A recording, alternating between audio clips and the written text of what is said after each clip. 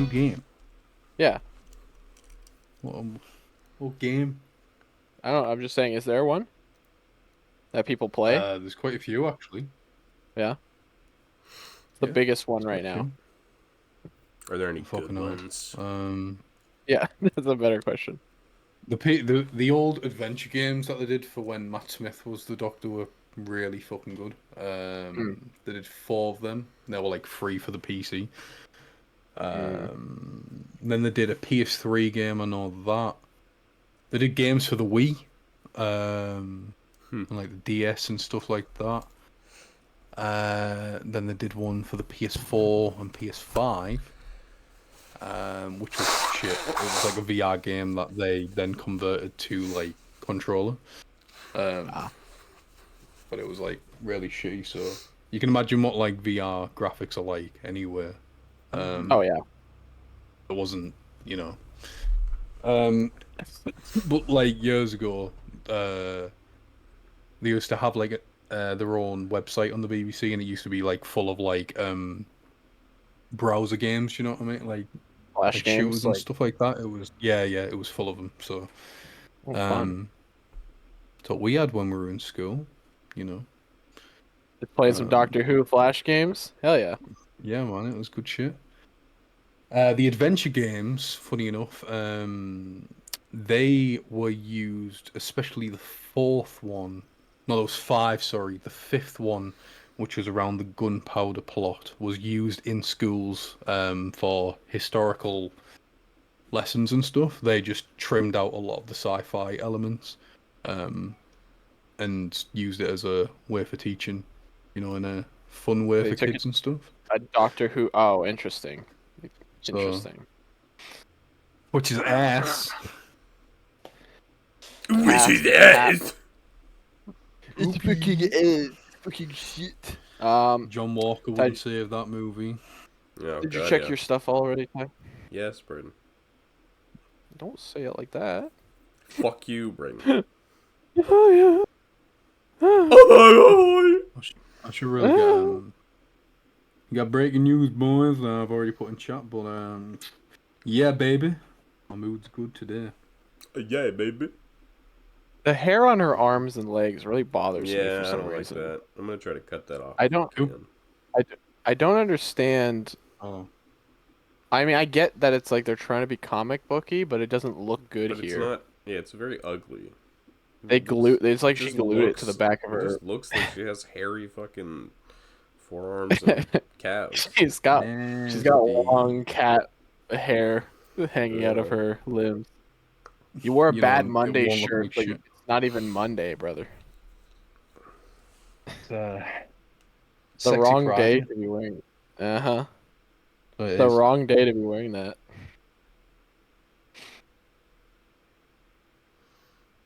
The wrong goddamn day. Say it again. It'll be funnier the 5th time. The wrong goddamn day. What a penis. Wrong fucking day. What a Fuck bitch ass. Tyler Martinez. What? Hi Lord. Did you miss me? You said what? You miss me, baby. No, I didn't. You started it. Lying. You fucking. How many Jelk messages have you sent to him in the meantime? LA? He sends me Me? them all the fucking time.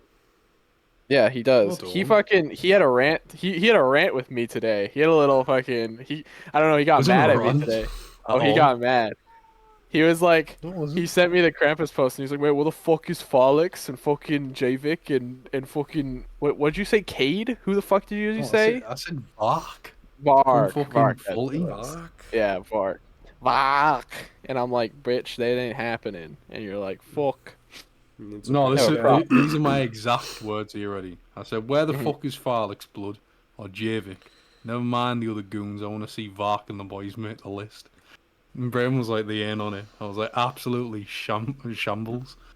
Cancel a lot. Canceled a lot, man. I mean, the fact that They're all just- Javik isn't on the list is fucked up. Javik is a goddamn goon. He doesn't do I don't fucking anything. care. He He's picked- Javik. he He's picked- iconic. He picked fucking Shepard out of anyone. I was like, I was like, you sniffing ass.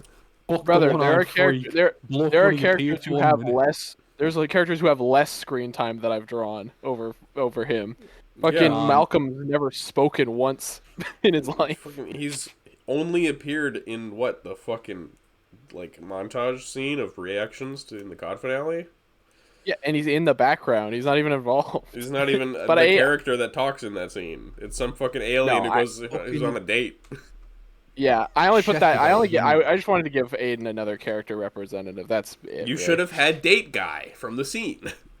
That doesn't make any. That's not a. It's funny. The yeah, he's like man. Javik. He might be added to the DLC. He might add to the second coming if I ever get around He to it. fucking better be. I don't know what I would do for him though. What's his role? What is he, a tank? Is he a healer or is he a is he a duelist? What class is Rocket in the game? Oh, he's a healer. You think he's a healer? There you go. Then. Javik's a healer. Javik's still I mean- a bitch though. Javik has lived his life as well. He lived most of his life as emotional support for Rangus, so it makes perfect sense. He's Now he's support emotional class. harassment for Rangus. Yeah. No, now he's State emotional for- detachment from Rangus. Yeah, now he hates Rangus and wants nothing to do with He's him. nasty now.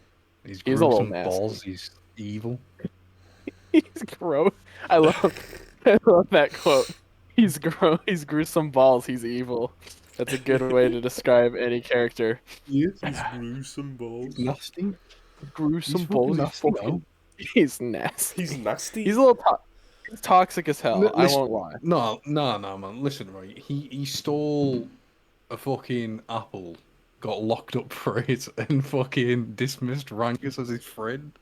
Like, what the fuck? He's a fucking idiot. He's such a Javik dick. has no fucking chill. No, he's fucking. He's still First of all, sour because Rangus didn't kiss him. where did he go to fucking get the law laid down on him so hard where he stole one apple and he was like, well, you're going to fucking prison for the rest of your life. They might as well have cut his fucking hands off for that. That's like fairy prison. They steal a fairy apple and they got fucking pissed off, so they locked him up for life. Well, he shouldn't steal, should he? No, but he's not a Oh, fuck. yeah. How old is Javik? Javik's in his like fucking 20s or something. He should know better. You act like And Javik's Rangus like is a not much younger than 15-year-old. Rangus. Yeah, they're I around. would say he's about like 18. He just hasn't hit his growth spurt yet. I Bloody hell. was Nobody planning on fucking- having a time jump at the end of like the Life of Night. No, hold on. As of That's what I was last we gonna do. saw Rangus, how old was he?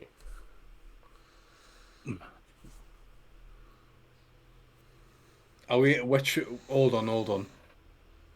There's not different What video? What was continuities. that? What was the? No. What was the last time? What was the last shot we saw? It was one of the prison videos, as far as I recall. No, it's the one where he's saying happy birthday. It's his birthday one, right? Where he's That one he's- isn't canon. I deleted that Oh, one it's- because I didn't like it. What? You fucking deleted What? it? Yeah, it was- You fucking... No, That's like I my put it on- favorite no, I put one. it on- What the fuck? No. Not the last time we saw him was there was a shot with him and Farlix around a campfire, if you remember. Yeah, That was the last time we saw him. that's canon. Yeah. I'm on about there was a like a really shitty shot one that I did where it's like Farlix's birthday and Rangus is just like calling him to just, talk to him sort of thing, and that was it. It wasn't like anything special. But like the That time one- jump just didn't match with anything that was getting planned anyway, so One of my favorites. no. Listen, the one you're on about is still canon. Alright. The one I'm Maybe. on about is Hey, guess is what, fucking... bitch? Guess what, bitch? Shouldn't be deleting any of I'm them, you gone. fucking slut. No. Unbelievable. I don't Did think you I did. actually delete it, or No, did you yeah. put it on fucking private? Nah, I you think I'll asshole? put it on private. Oh my god, just put it on God, I unlisted. hate you. Jesus, you're part of the Oh, problem. no, I'll tell you now. You are the problem. This is it The here. problem of my life. Yeah, problem birthday, of that my was it. I've still... No, it's still up. I don't know The why. reason it's still I... up. You can Okay. trace... Leave you it can up. date back the reason I stopped making videos to the day that this motherfucker deleted all the Dee Dee Dinkle songs. It was a domino effect. It's still Yeah. on my It just Instagram. started- And Dingle. It just started going downhill from there. Oh shit! I need to post the DD Dinkle song so I can use it as audio. God, last time we Yes, you saw him. I mean, ideally you would just do it, but that's fine. I mean, it's what do you mean? It's there. It's a post. I can't. Last time we saw him, he would have been about. Well, then what the fuck do you mean? You need 25. You have to turn it into a song audio. I don't know how you How do the that. fuck do I do that? That doesn't make any sense. Don't yell at me. Well, you do your research and then get back to me. Get back to me. It sounds good. What do you have to do? What are you trying to do? He's Javik didn't make the cut for the Rivals art, but DD Dinkle did. Because he's the fucking Luna Snow of the gang. He's gotta be a K-pop star. He's gotta. Oh man, if you're gonna add fucking Javik for the DLC, you gotta add Schmalunkus for the DLC, please. I'd do that. What is his role? Felix he's as a well, man. He's a vanguard. He's Smacks people really hard. Eats them. I think he would be an Iron Fist. Oh yeah? Yeah. Jesus, that's a really scary mental image of him flying up to the camera being Schlumpy to glunkies. Me funkies ni monkeys. Miss Schmalunkus punch you in the dick. Punchies. Schmalunkish punkies. Bottle. I need you guys to DLC agree on with me in Felix and chat. Jamie, please. That's all I want. And Rangus. Lay, agree with me in chat. Agree with me in chat. Which one? In chat. I didn't even see you write Virgin. That was completely coincidental. Oh my god. Boy's got my back. That's crazy.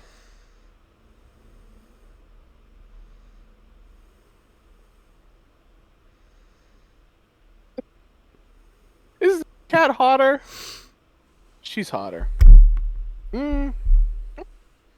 Depends. She's got bigger boobs. Is that a fact?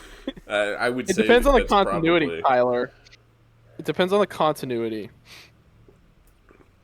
I would say more often than not, her cleavage is probably exposed than than Catwoman. Sure, that doesn't necessarily mean that they're bigger. That just means she's revealing more. Well, it means that she needs more room in her suit. It's just what that She means. needs more room, or it could be a tighter suit. I mean, they're both skin tight, so it doesn't really matter. Who the fuck is that? Why is Obi-Wan lecturing me? Jesus. And the fucking guy. That guy's crazy. That guy's cool, crazy. That guy's crazy. We should probably jump into this, shouldn't we? Probably. Jaka John. God All right. damn, boy.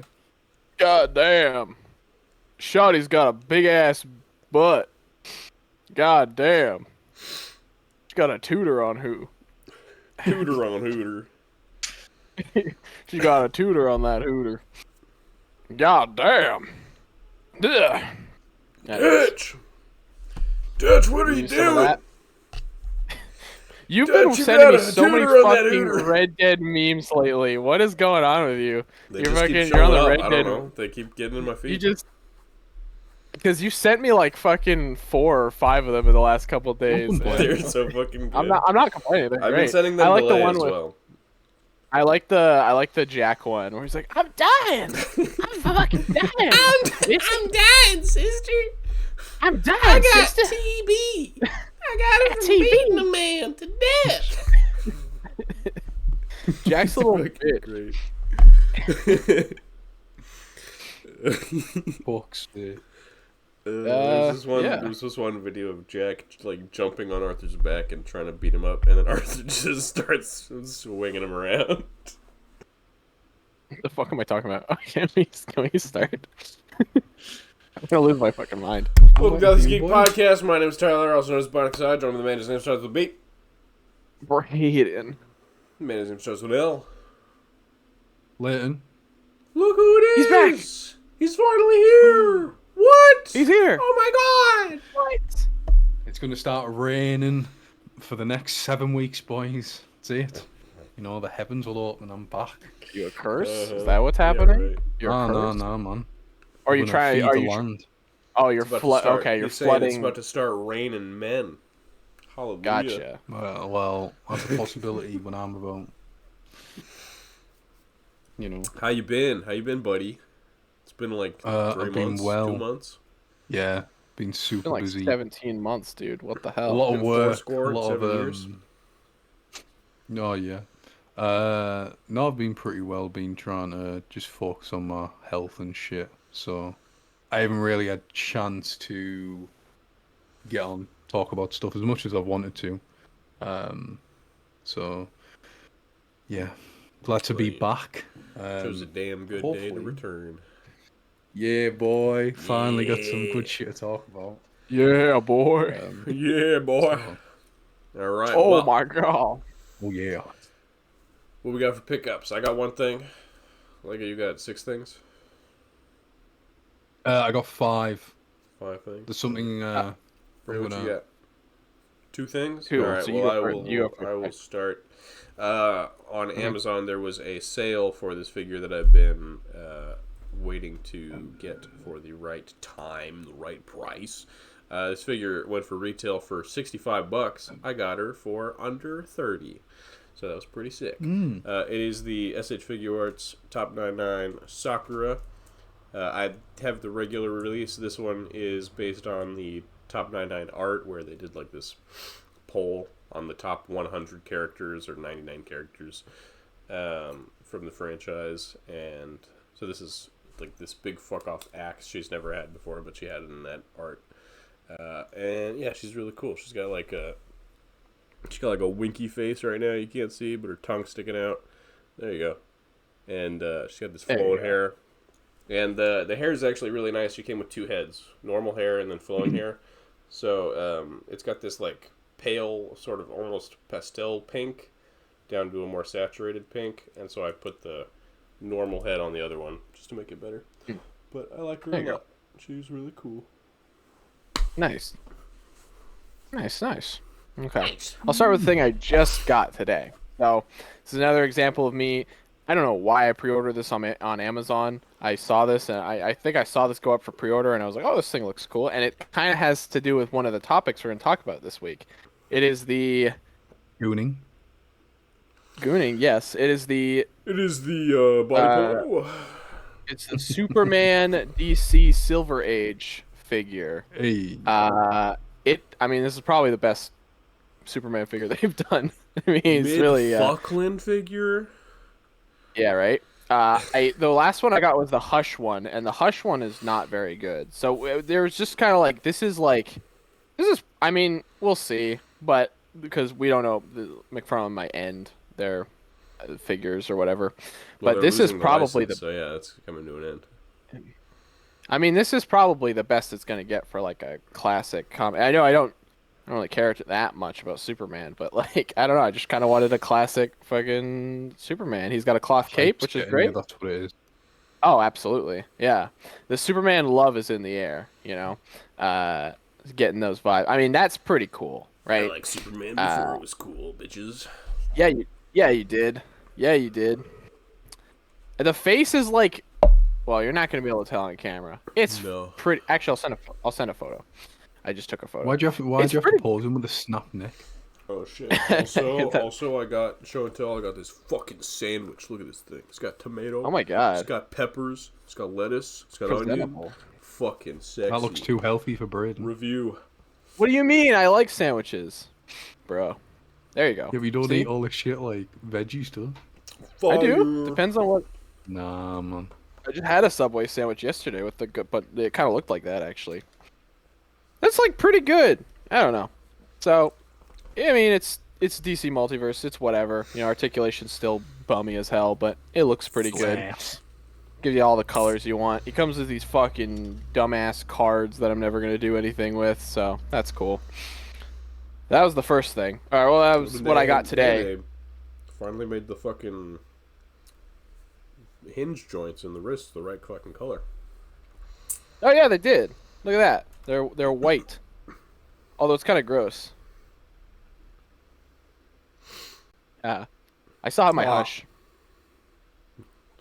It was kind of gross. Ah. Hush. Stupid. Stupid. Hey, All we're right. recording, bitch. Yeah, lock in, bro. Okay. Yeah, lock the fuck in. All right. Let me get back on track here. I'm a little thrown off. Oh, he also comes with these fucking giant ass open hands that are like way too Jesus. They're way too big for him. He has cool jump scare hands. Gonna grab Lex's fucking bald head like that. This is Lex when he's aura farming in the trailer, and Superman goes, No. "Fucking, I'm gonna fucking slap your fucking ass." It's obnoxiously long. You know, they say the classic expression that they say. He's like, "Oh no, oh no." Anyway, okay, moving on. Lex is The like, first your thing I ended hand up- is bigger than your face. You have cancer, Superman. I gave you Lex cancer. First thing I got this week, and very similar to what Ty was saying. This figure was on sale on Amazon. Finally decided to pick him up. That being the little SHF mini Goku here from that twerp? little tiny little baby guy from Dragon Ball Daima. So weirdly enough, the it's me. I'm a fucking weirdo, obviously.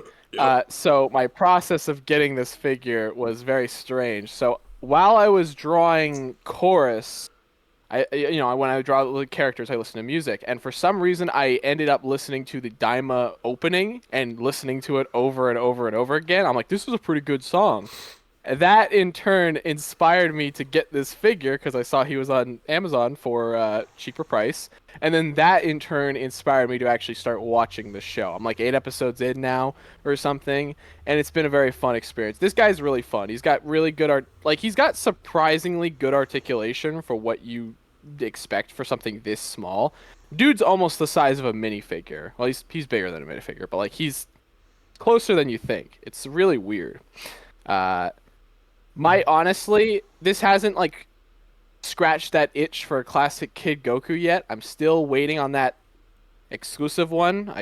I hope they bring it to North America because I really want that figure. But it's damn close, man. This and the show itself has been giving me such a nostalgic appreciation for the old shit. So it's been a very wholesome time just getting to not just mess around with this guy, but also just go back and rewatch some Dragon Ball shit here. He's got father and son here. He's gonna crush the shit out of him. I have to ask: Are you one of those weebs that believes that Goku could beat Superman? I mean, I don't know enough about Superman, but probably not. No, God no. The answer is No. Superman can teleport across the universe and like reset time. So I doubt that. He cannot teleport across the universe, He could probably do that if he wanted to. but he smokes. Superman Goku can do some in any ridiculous form. shit. Doesn't matter if it's Super I mean, it Saiyan depends God, what Super age Saiyan it's 4, from. Super Saiyan God, Super Saiyan Ultimate, fucking Ultra I mean- Goku. I Doesn't mean, matter. I hate power scaling like that. Anyways, I never care for that kind of shit. So Well, I just don't. had to make sure that you weren't brain dead. What What you got, Lay? Right, so I've got a few things. Firstly, I said that I wasn't going moving to at 2 collect frames per any. second. Yeah, There he is. Fuck you, man. How's your that? internet's pretty shit too, bruh. Is it? Yeah, Is it okay now? yeah, you're fine. It's fine on Okay, my end. right, so I said I wasn't going to get any main line Transformers figures. Obviously, Hasbro's bringing out the Age of Prime's toy line. But there was a few rumors going around saying that they've changed the plastic for this line moving forward and stuff. So I thought, yeah, okay, whatever. I'm still not interested.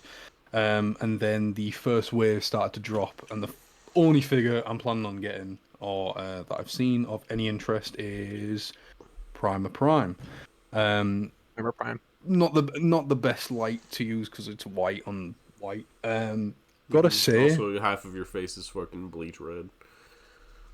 yeah. You It's look like like you're on radiated. Mustafar. Jesus. I'm like Harrison Ford in fucking Captain America. Yeah, you're turning Yeah. red. He's getting mad. Um, gotta say, the plastic quality feels fucking fantastic, Say that again. and it probably Say that hasn't again? felt this good in a long, long fucking time. You fucker. Do you know, right? Whoever's editing, put the clip in. Go What's on. happening?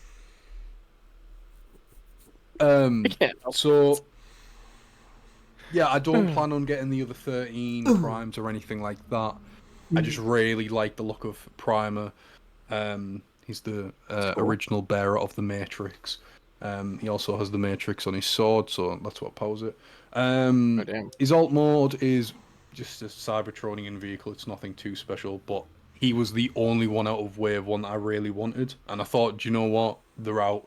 Give it a try. Yeah, honestly, if this is the plastic quality they're going for moving forward, obviously, the other issue that I will say with this color in particular is will it yellow? There's a very bad case of that since 2020 with the Siege figures moving forward, where grey figures or white would just yellow out the box. Hopefully that won't happen. But yeah, in terms of like sturdiness, no loose joints or anything, it feels like the money's there, like the value. And I can't say I've had that experience a lot of the time with many mainline figures. I mean, I bought figures from Legacy, which was the last line, not that long ago, and it feels like night and day. So yeah, that is the first pickup I had. I bought quite a few off Amazon. Oh, here we go. I'll just have to rapid fire through these, I suppose. So I've been on a huge Predator. I don't even know what it Kick. is. Like, not really. Yeah, a kick. And one of the things I've always wanted to do was collect the Lost Tribe. Now, I wasn't planning on getting, every member or anything like that anytime soon. I just grabbed a few because they were on sale, and I thought, go for it. So the first one I got is Lost. This is one that Braden's got. This is the Ultimate Lost Predator from Predator 2. I have done modifications to it just because I want it as movie accurate as possible. So the original figure comes with like a biomask that he never has in the movie. It also comes with like loads of armor down here. Doesn't have that in the movie, and he also doesn't have the sword. I love that. He looks so cool though, with all his extra He does, stuff. but I just really want a more movie accurate representation That's of the fair. tribe.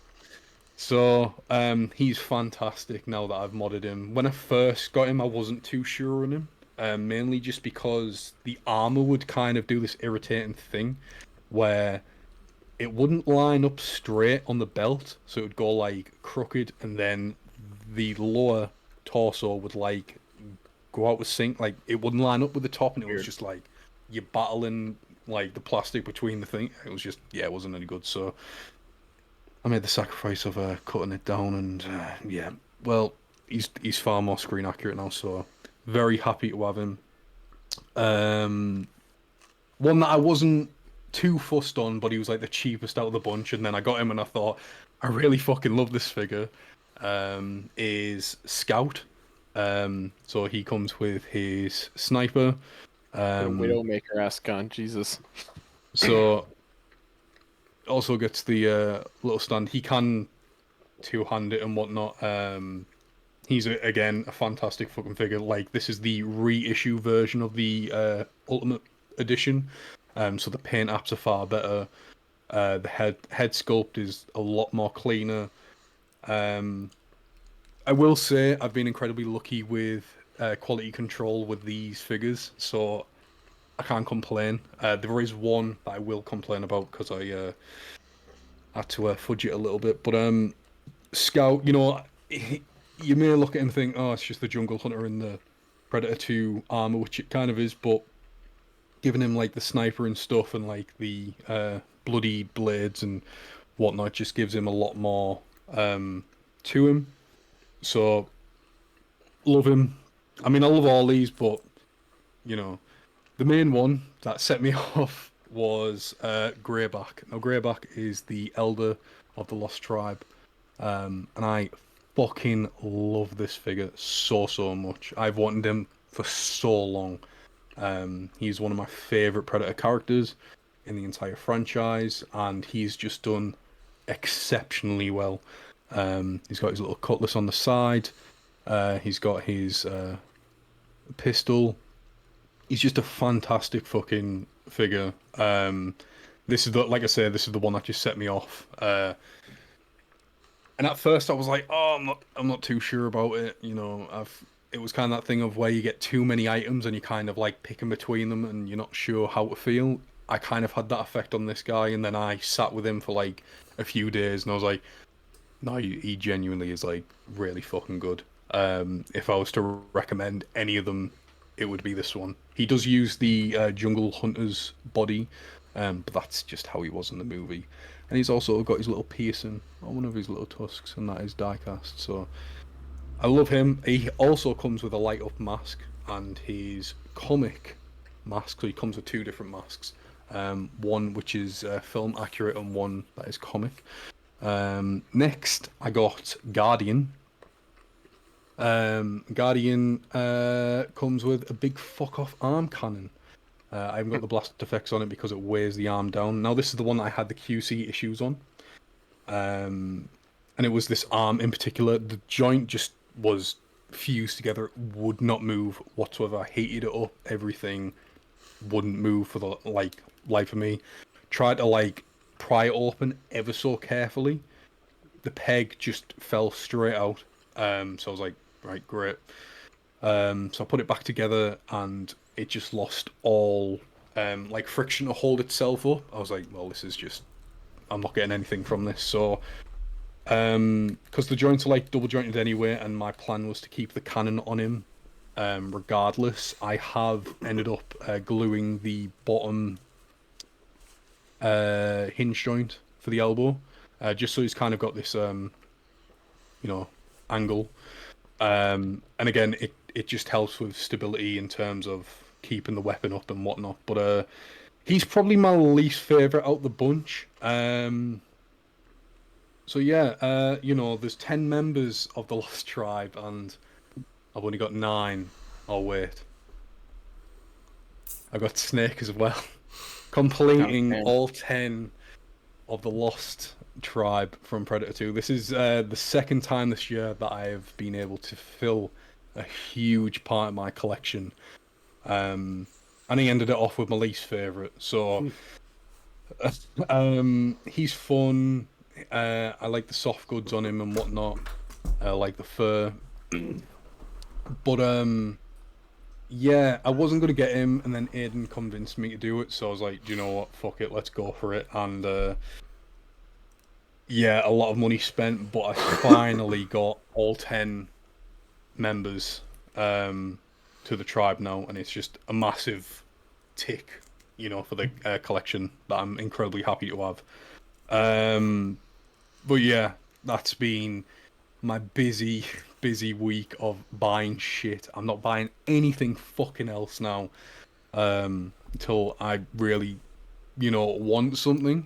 It definitely felt like for Snake in particular, that it was like you're just going to buy him for the sake of it sort of thing. But then it was kind of like you've got a space on the shelf. It's annoying the fuck out of you, But yeah. Really happy to now own all 10 members to the tribe. They look fucking fantastic up there with the skulls and everything. So, yeah, sorry, I've been rambling a fuck ton about these Predator figures, but just really happy to finally have them, So. Look, when Aiden tells you to buy something, you fucking buy it. You know what, right? Honest to God, I was like, I was saying to him, I was like, should I? You know, he's like, just fucking do it. I was like, all right, but If Aiden told you to jump off a bridge, you'd probably do it too. I don't need Aiden much knows convincing, best. man. He was We like, love just do it. Aiden. He But kept on asking sometimes- me for a group picture of the Lost Tribe, and I was like, well, I don't own all of them, so I can't. Now I do, so Now you have to I give did. that to him. I did do one for him. I'm just gonna send in my pictures quickly, and I'll send in the photo of them all. Just because I've been keeping it hush hush from everyone in chat. I said to him like, I'm just gonna do it on the pod that I've collected them now. There they are. So I did Gotta catch 'em all. I did get Snake the other day. I just kept him very hush hush from everyone. But yeah, I know. I Again- know you're I know. Movie Superman- accuracy on Superman Lost. hitting that dab. Yeah, he's going crazy. I know you're going for comic accuracy on Lost, but man, Movie. all his mask and shit are so cool. Sorry, movie accurate. Yeah. I mean, I like it. Do you know what I mean? Like, I love the mask that they did for Greyback. The armor. But I just really want him as close to movie. I say that Scout never had his sniper in the movie. Lost never had that blade in the movie. Boar had a mask. I don't like his mask at all. So he has a unmasked face. So Isn't Boar's mask the exact same as the other guy's mask? as stalkers, no, they're Right. very different. They Oh. are brothers. So they kind of share similar looking masks, but no, they are very different. Okay. But yeah, man. It's great to finally finish something in the collection that I've, you know, been after. Nice display. Yeah, I didn't. Looks like I'm finally crossing off a lot of things this year, man. Didn't realize you attended sexual predator convention. Oh yeah. Do you know what? This is the thing, right? Hold on. Oh boy. Oh boy. Because there was Lay's a sexual predator. there was something else. I did want to go off. Lay, stop jelking. Come on. We got our podcast to record, buddy. I'm just turning the lights on. So I also God. got Bruh. Stoneheart. What the fuck is wrong with him? So he's from Concrete Jungle. He's from the games.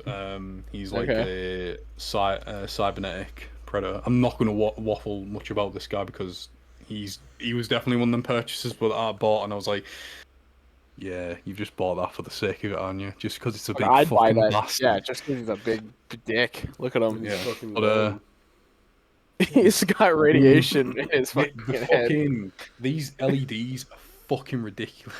Like, Yeah. first time I put them on, I was like, Jesus. It's like those Galactus. when you those first- really should just be his eyes, because if you see those in a fucking dark They're like- hallway, like He's my God. massive.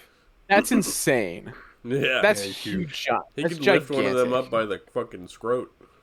Eat him. He's not this big in the game, but for some reason they It's because they reuse the other movie Yeah. one, right? yeah, the upgrade one, yeah. pretty Yeah, much. that's But, why.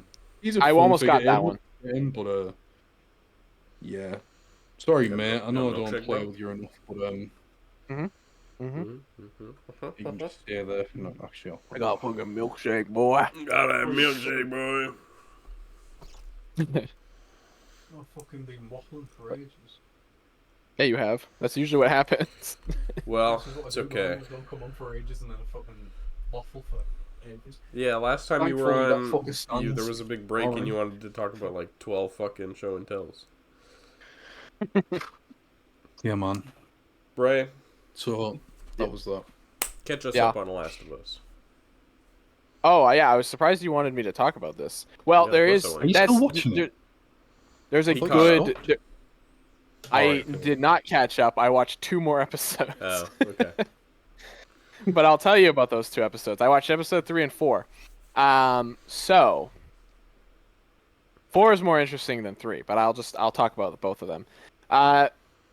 This show is so tone deaf. I can't believe how like confused it is about what it wants to be.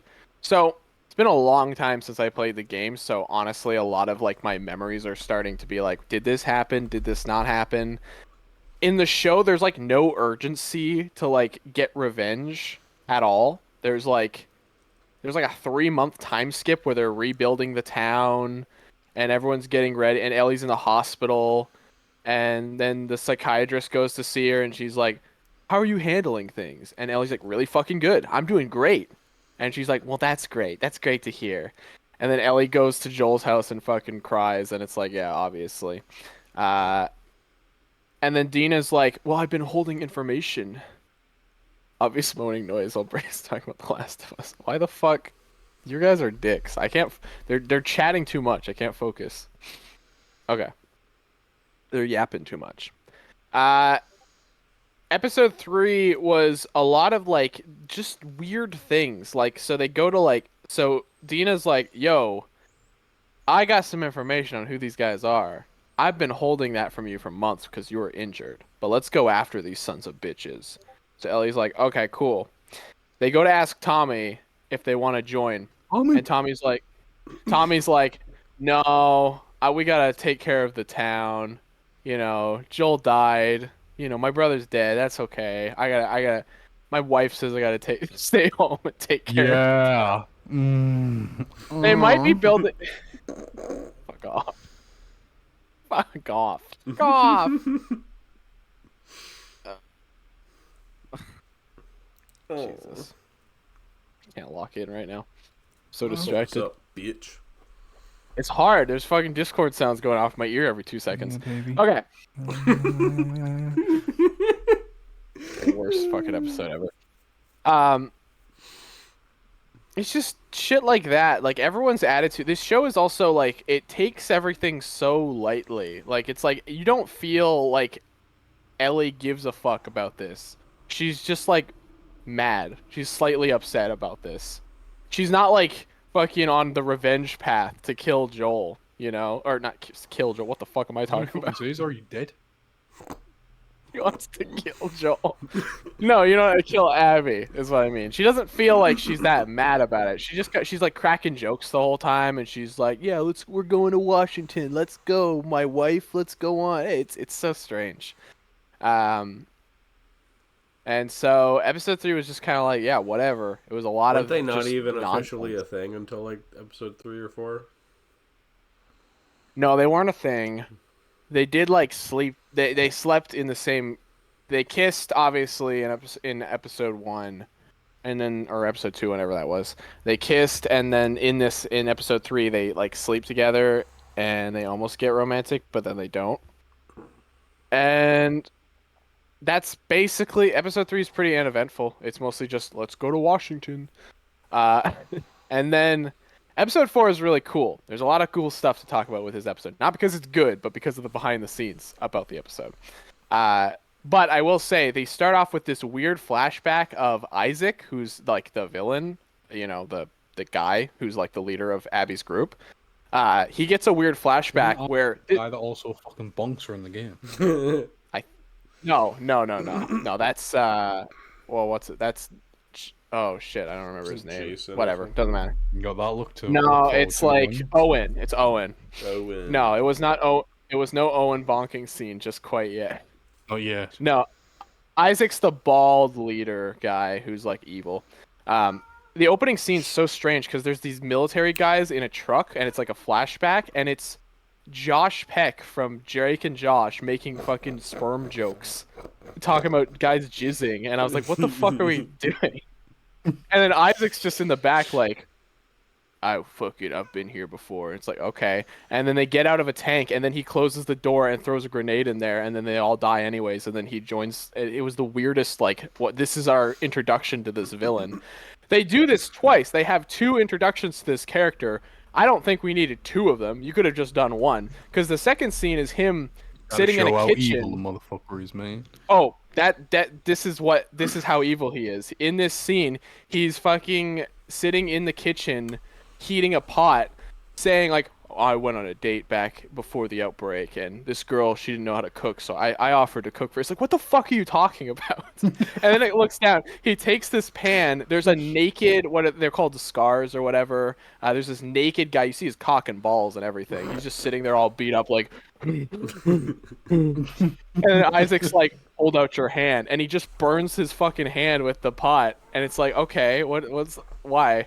And then he doesn't tell him anything anyways, and so he just shoots him in the head. It's like, what is the point? I get they're trying to show how evil this guy is, but like, you already did. You showed him throwing a bomb in the truck. Why do we need 2 scenes of this?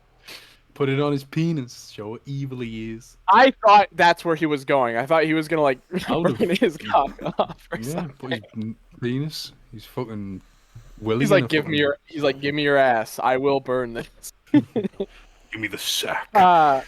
Give me the sack. Yeah, so that was weird. And then this episode's honestly cool because this was filmed in my hometown, in my local town. There you go. That's the only redeeming quality about it. Yep. So the entire time we were watching, my mom and dad were like, "Look, we've been there before, and look at that. That's the downtown." And I was like, it was really cool. But that was already cool enough. There's actually a pride mural on the wall, and apparently that's just there in real life. I say apparently, I've seen it before.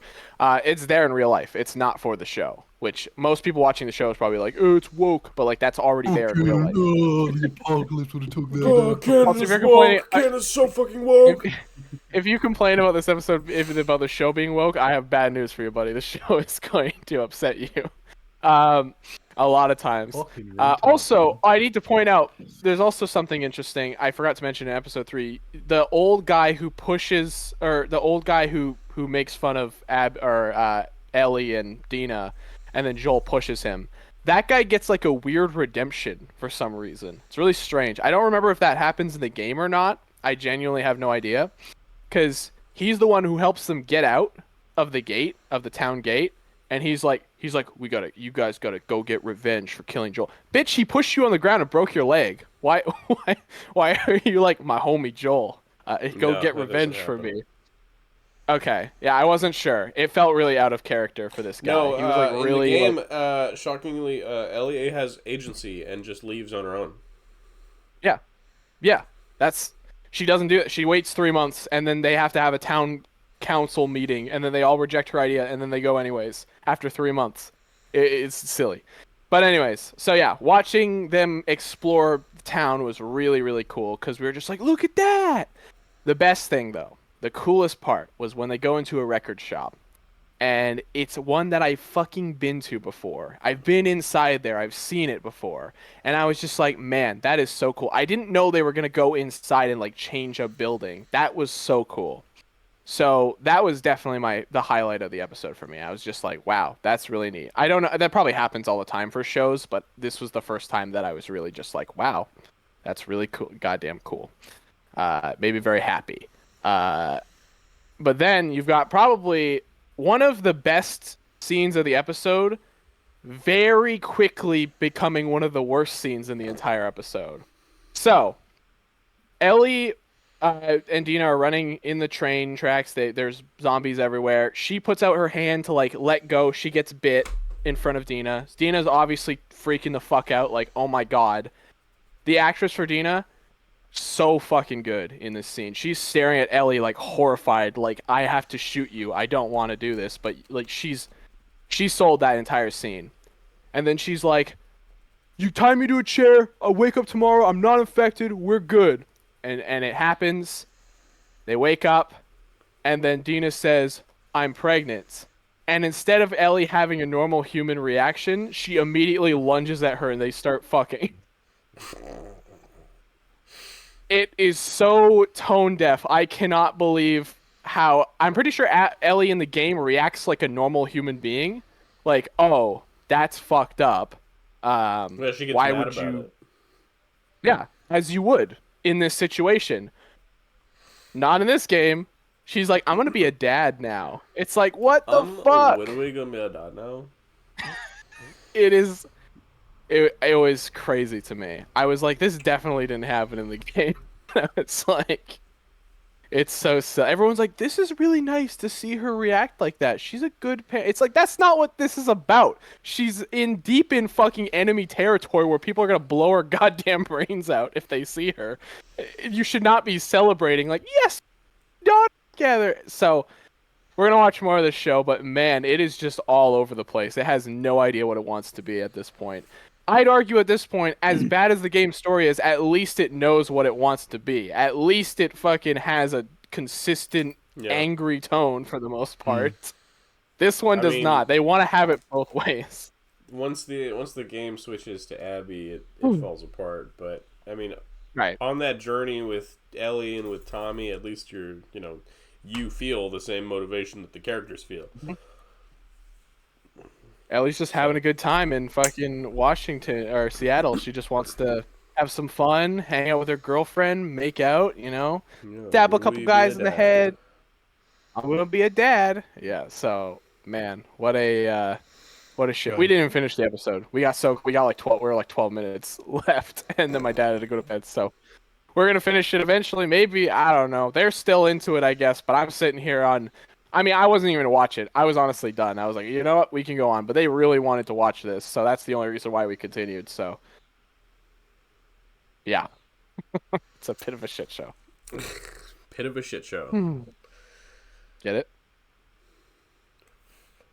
All right. Well, okay.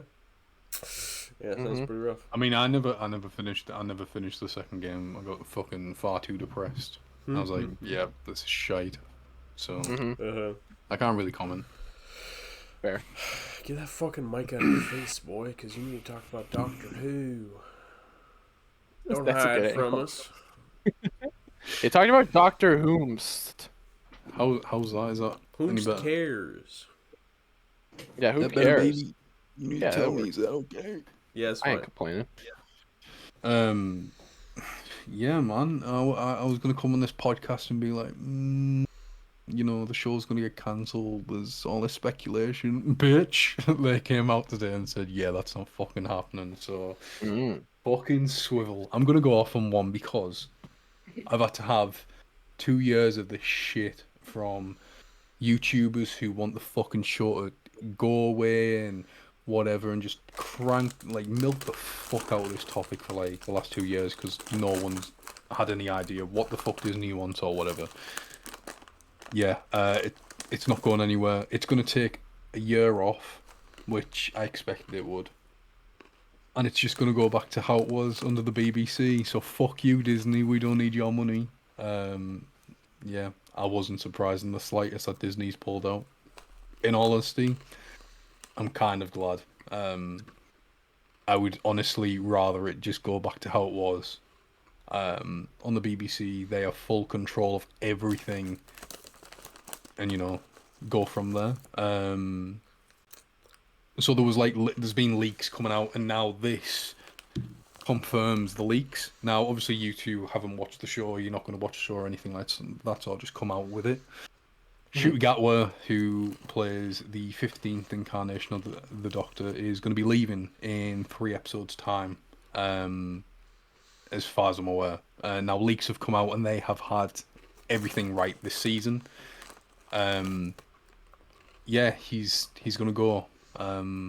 He's not happy, which I've said this before on the pod, how he's in high demand and he doesn't feel like he wants to commit like the rest of so many more years to this role where he can't take other jobs up, which is completely fair. At the end of the day, he's an actor. He wants to get out there and build his career. He doesn't want to be known for being just the Doctor. Yeah, he doesn't want to be tied down. I have a question, Lay. Go on. Is this the shortest amount of time that someone's been a Doctor for? No. No? Okay. It's been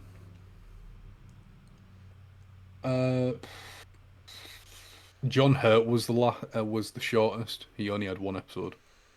Okay. Wow. Is he one of the shorters though? Yeah, shoot he is. I'll tell you now. Goes John Hurt, who was only in the 50th anniversary. Then it's Paul McGann. He had the TV movie. He's the Eighth Doctor. He has the TV movie, but he's appeared in like other episodes now. And then it was David Tennant's 14th Doctor, who only got 3 episodes. Then Christopher Eccleston, who only got 1 season. So, Shooty's definitely one of the short ones, especially of modern Who. I mean, Colin Baker, who played the 6th Doctor, he only got 2 seasons, but those were like 13 or 14 episodes long. So he had quite a, More time. Yeah, so I'm not surprised. Apparently, the leaks have come out like with the it's going to be a female actor who's going to be taking up the role again. And there's names and stuff like that that's come out, and there's some pretty exciting ones that I'm like, yeah, okay, I could see it happening if that is what is gonna, you know. But to back it up, what's the going?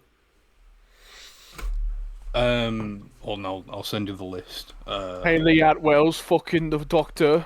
Haley Atwell. Funny enough, Billie Piper, who Now that would played be Rose Tyler in series 1, she's actually been credited as one of the Really? potential. Yeah, which would be That's wild. weird. Don't get me wrong. But yeah, there's 2 in particular that I'm like 100% I can see happening. I'll send them in chat now, and then I'll send my 2 picks. You probably won't have a clue who these actors are. Probably not. I'll send them anyway.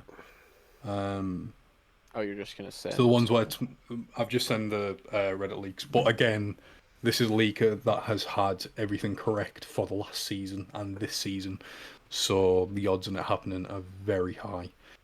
So these are all people who have been in the show before. Which yeah, that's not a surprise.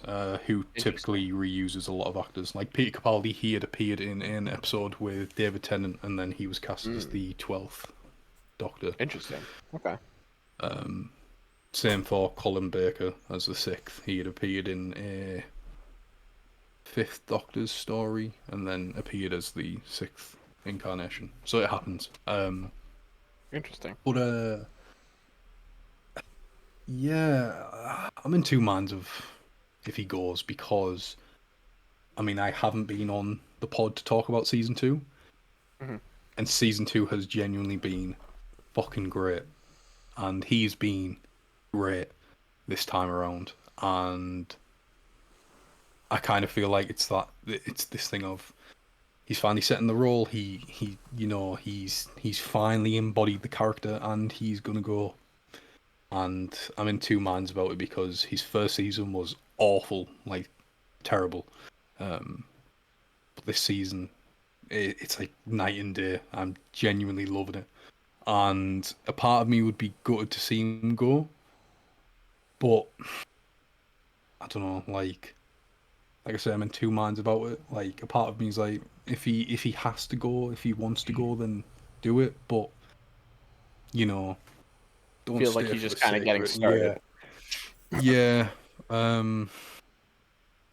It is what it is. I mean, the main thing for me is the show continuing regardless. Like. Yeah. That was the main thing for me, with or without him. I did mention this on the pod a few episodes back, that it might be a case of where he's like tied down with the Disney deal, so if Disney pull out, he has to go too. But honestly, like, it kind of feels like this weight's been lifted, where everyone's kind of been in this limbo of not knowing what's going to happen with the show. If it's going to end or anything like that, is it going to go away for a bit? And just to have this confirmation that it's going to continue in 2027, it's going to have a year's break, which it needs. I'm perfectly fine with a break. And then potentially a recast in the role. Honestly, I think it's like the best outcome for it. And if this is like Shooty's last run in the role, I'm glad he's had some really great stories under his belt, because if it was more the same as season 1 or season 14 or season 44, whatever, my impression on him would be completely different. I would be like, yep, get him gone. Do you know what I mean? Like, I wouldn't be in this position where I'm kind of in two minds of it.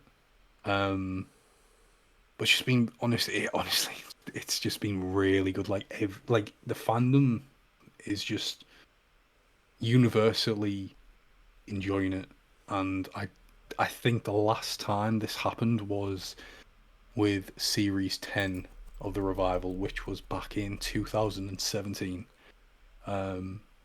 So it's been a while since we've had a solid season to this level. There's only 3 episodes left to the season. Unfortunately, Disney do that shit thing where it's like, oh, you only get 8 episodes or whatever. Fuck off, eat shit. Hopefully, when it comes back, it's going back to the original 13 that it had. Because it's kind of the thing of like, last season I didn't really feel his character, I didn't understand his character, and this season I'm like, yeah, I fully get that. Like, I understand what he's going for, and I really like it. But again, it's bittersweet. It really is bittersweet. The sweet part being the show is gonna go forward. That's obviously what I really wanted, regardless. The bitter part is he's set into the role. He's really found his footing, and he's gonna probably go. The final is getting aired all at the same time, so that also confirms it for me. How they've been doing it is in the UK it airs like 8 in the morning. It's like kind of like how a Saturday cartoon would wear, and then it airs late at night at 7:30. So the final is going to air at 7:30 on the 31st of May, I believe, and it's also going to be in the cinema as well. Oh wow. So to me, it kind of confirms that he's going to go. I'm kind of just savouring the moments I have with him, because I do love Shooty as an actor. I think he's brilliant as an actor. Got nothing against him. I just think he's been dealt a really shitty hand, especially with his first 8 stories or whatever. But yeah, it's going to be a shame if he goes. Yeah, see how it goes, I suppose. But again, I'm just really happy that the mouse is out of the picture and the show can go on. That's my main Big thing, mouse. you know. Yeah, it's gone. Yeah. These are spin-offs still happening. I know that. With Disney? Yeah. That is Interesting. happening in November. The War Between the Land and the Sea. I think that's like a 5-part special. Well, it Yeah, makes we'll see sense. how They it probably goes. already. It's already. It's a contract. They only commissioned like 20-something episodes anyway, and I think they were just kind of seeing how it was going to go. But Right. yeah, it's not surprising it's Disney. If they don't see the money or they don't see the fucking figures, they're just like, yeah, fucking eat shit. Yes. Bye. So, Yeah. No. That makes. Yeah. It's not. It's not as big of a shark for them as they want it to be. no, Big it's fish. it's like what Ty mentioned before. If this was like during like David Tennant's era, all the way to like Matt Smith's and onwards, then absolutely like during the Oh yeah. peak of it, then yeah. I mean, that's But definitely why they bought it. yeah, That's definitely why yeah, they were like, "Yo, we're gonna revive that era of Doctor Who that everyone's really into," and it just didn't yeah. happen. But oh well, fuck the mouse, fuck Disney, eat shit, stay away from my Well, fucking blue box show. you can't fully fuck Disney because Disney, as far as I know, has made some pretty good decisions this week. So Yeah, I'll give them that. I'll give Just them not that. with my Just with, show. yeah, not with your favorite franchise. So makes Yeah, sense. I mean they have given me Andor, so I can't be too mad at them. That's So what I was referring to. Yeah, okay. yeah, yeah, yeah. Trying to beat around the. I was trying to be So more yeah, subtle. um, Well, sorry, Lay, but at the same time, I'm glad it's continued. again, it's really bittersweet. It really is. It's just, Yeah, yeah, it's better than nothing, right? yeah, exactly.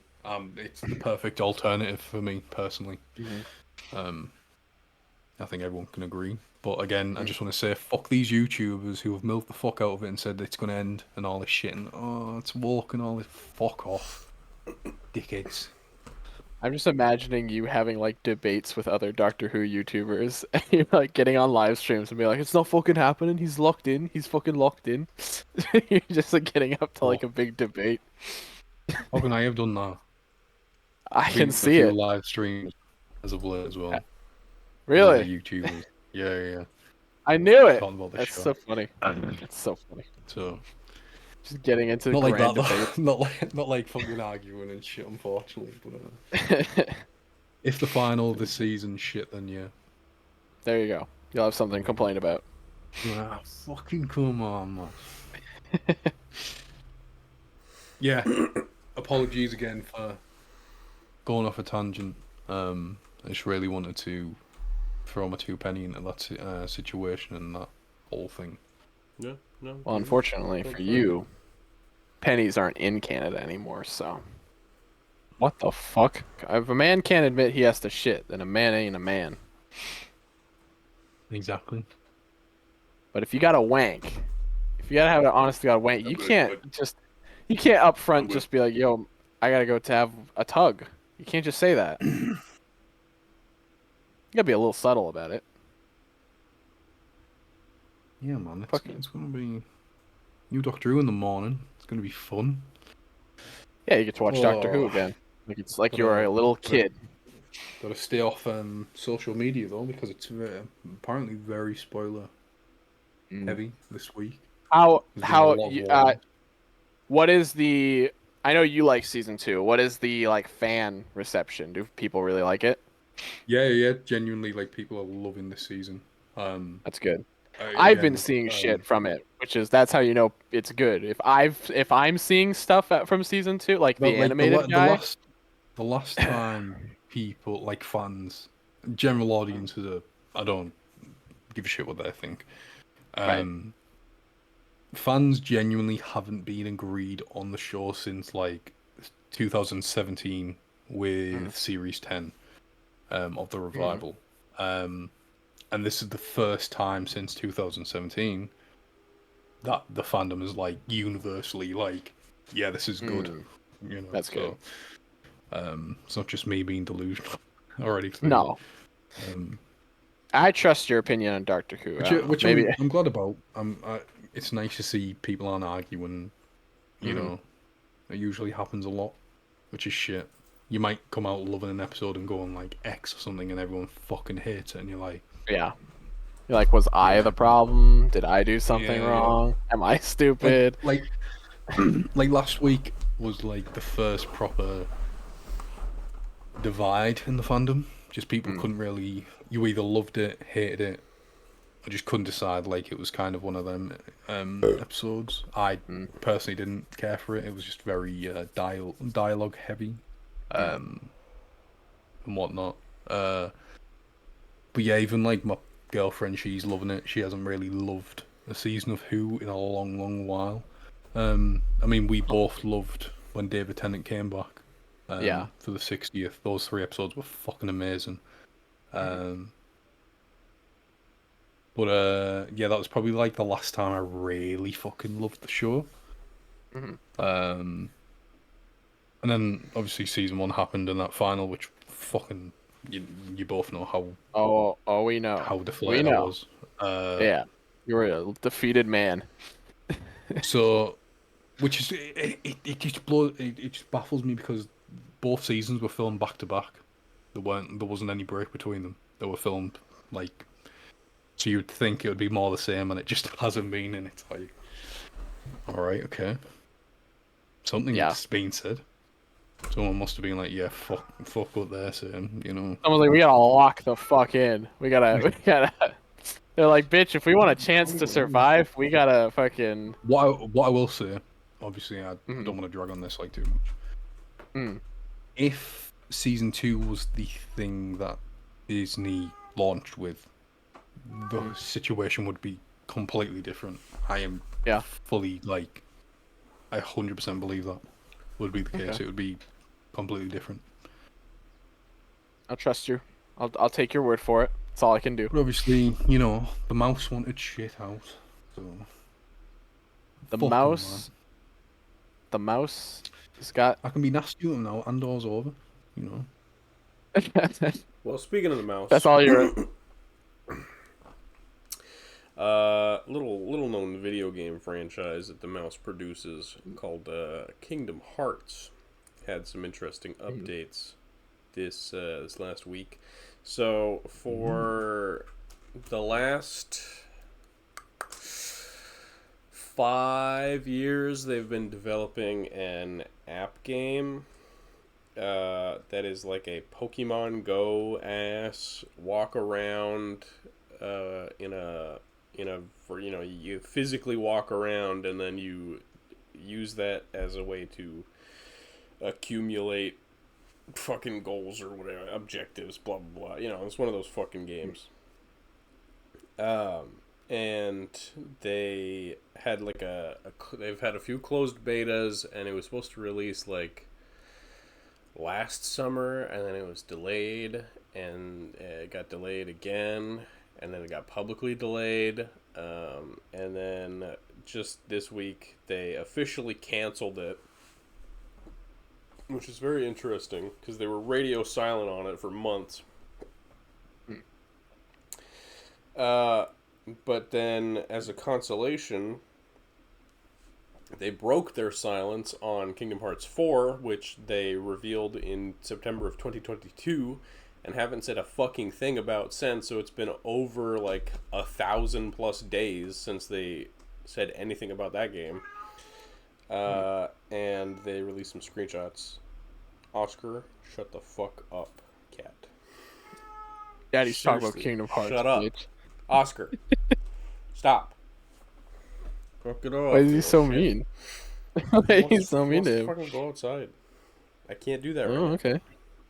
Alright. Is that Kyrie or is that a new woman? No, that's she's from the other app game that was in the past, and she got murdered. Oh god. Fuck, bye now. She's also Marluxia's sister. Okay. But yeah, it's cool. Whatever. It sort of looks so fucking boring and generic now. They removed all his color. They took all his color. They took his fucking clown shoes. They took away his big chains and all of his zippers and his fucking crazy hairstyle. He's got nothing. Is this now. from the mobile game or? No, this is the collection. The collage of screenshots is from the 4th game. Ah. Was the first one from the mobile game, or is that also from Kingdom Hearts 4? No, the first 3 screenshots are from the mobile game. Keep up, motherfucker. You didn't. Okay, calm down. It should be obvious. I was gonna say, One it of them looks horrific compared to the other one. Yes, it does. You're right. Looks like Sonic 06. It's weird. But this is interesting. There's a looks very pretty. Little screenshot of Mickey Mouse. Some Mickey Mouse gameplay. Yeah, Mickey's comment on some fucking chandeliers. You know what? It's up in a library. It looks gorgeous. Do I care about this aesthetic? Absolutely not. You've Final Fantasy. You've leaned too far into the Final Fantasy side of things. Is what you've done. Yeah. Now it looks super generic. You have now taken that away from what I liked about Kingdom Hearts. Mm-hmm. First game stylistically looked absolutely nothing like Final Fantasy at all. Like it's so different. Just to include these again, here's the evolution of Sora, and then you get fucking basic boring bitch in the bottom right corner down in the collage. He makes me want to fall asleep. He's so boring. I hate it. His name could literally be like his name is Snora.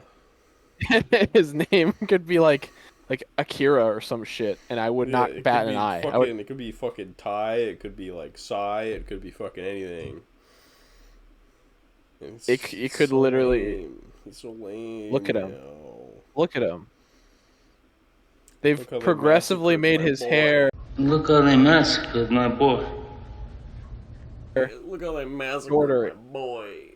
Yeah, but Kingdom Hearts 3 Sora, his hairstyle is perfect for growing up Sora. I think it's the perfect balance. He's got the I'm so mad about yeah. He's such a goofball in Kingdom Hearts 1. He's got this big stupid onesie that he wears. Yeah, and then Dream Drop Distance, he looks like that again, but he's edgier. He does. They made him cooler. Yeah. It's so weird. It's so strange. I don't respect what they've done with this franchise. I don't respect. I mean, again, I'm sure it'll be cool. Star Wars You'll probably is get to gonna go. be in it probably, and that's gonna Yeah, be cool. I was gonna say. I You get just to go, like, want- just teabag Darth Vader. Fucking like that. He looks like this. He better fucking. You're gonna.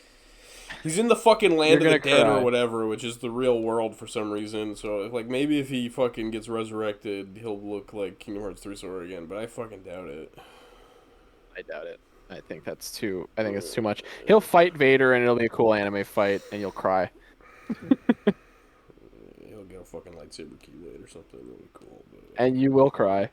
You'll shit your pants. yeah. I'm Yeah. grumpy. I'm grumpy.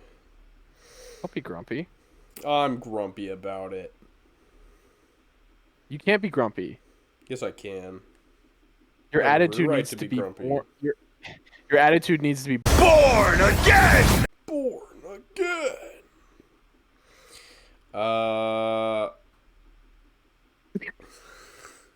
I don't know all the Born Again updates other than the fact that Jessica Jones is in season 2.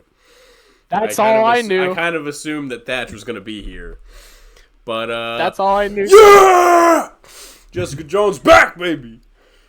She's back. They revealed her at a thing, I think. Yeah, That's it was about it was a Some sort of show. fucking Disney press event? conference thing or something. He came out with Jessica Jones. It's like, okay, that's the JJ. one that makes the most sense to Baby come girl. back, I suppose. But I'm also a little worried that we aren't going to see the others come back now. Best girl. She's back. Best girl. Yeah.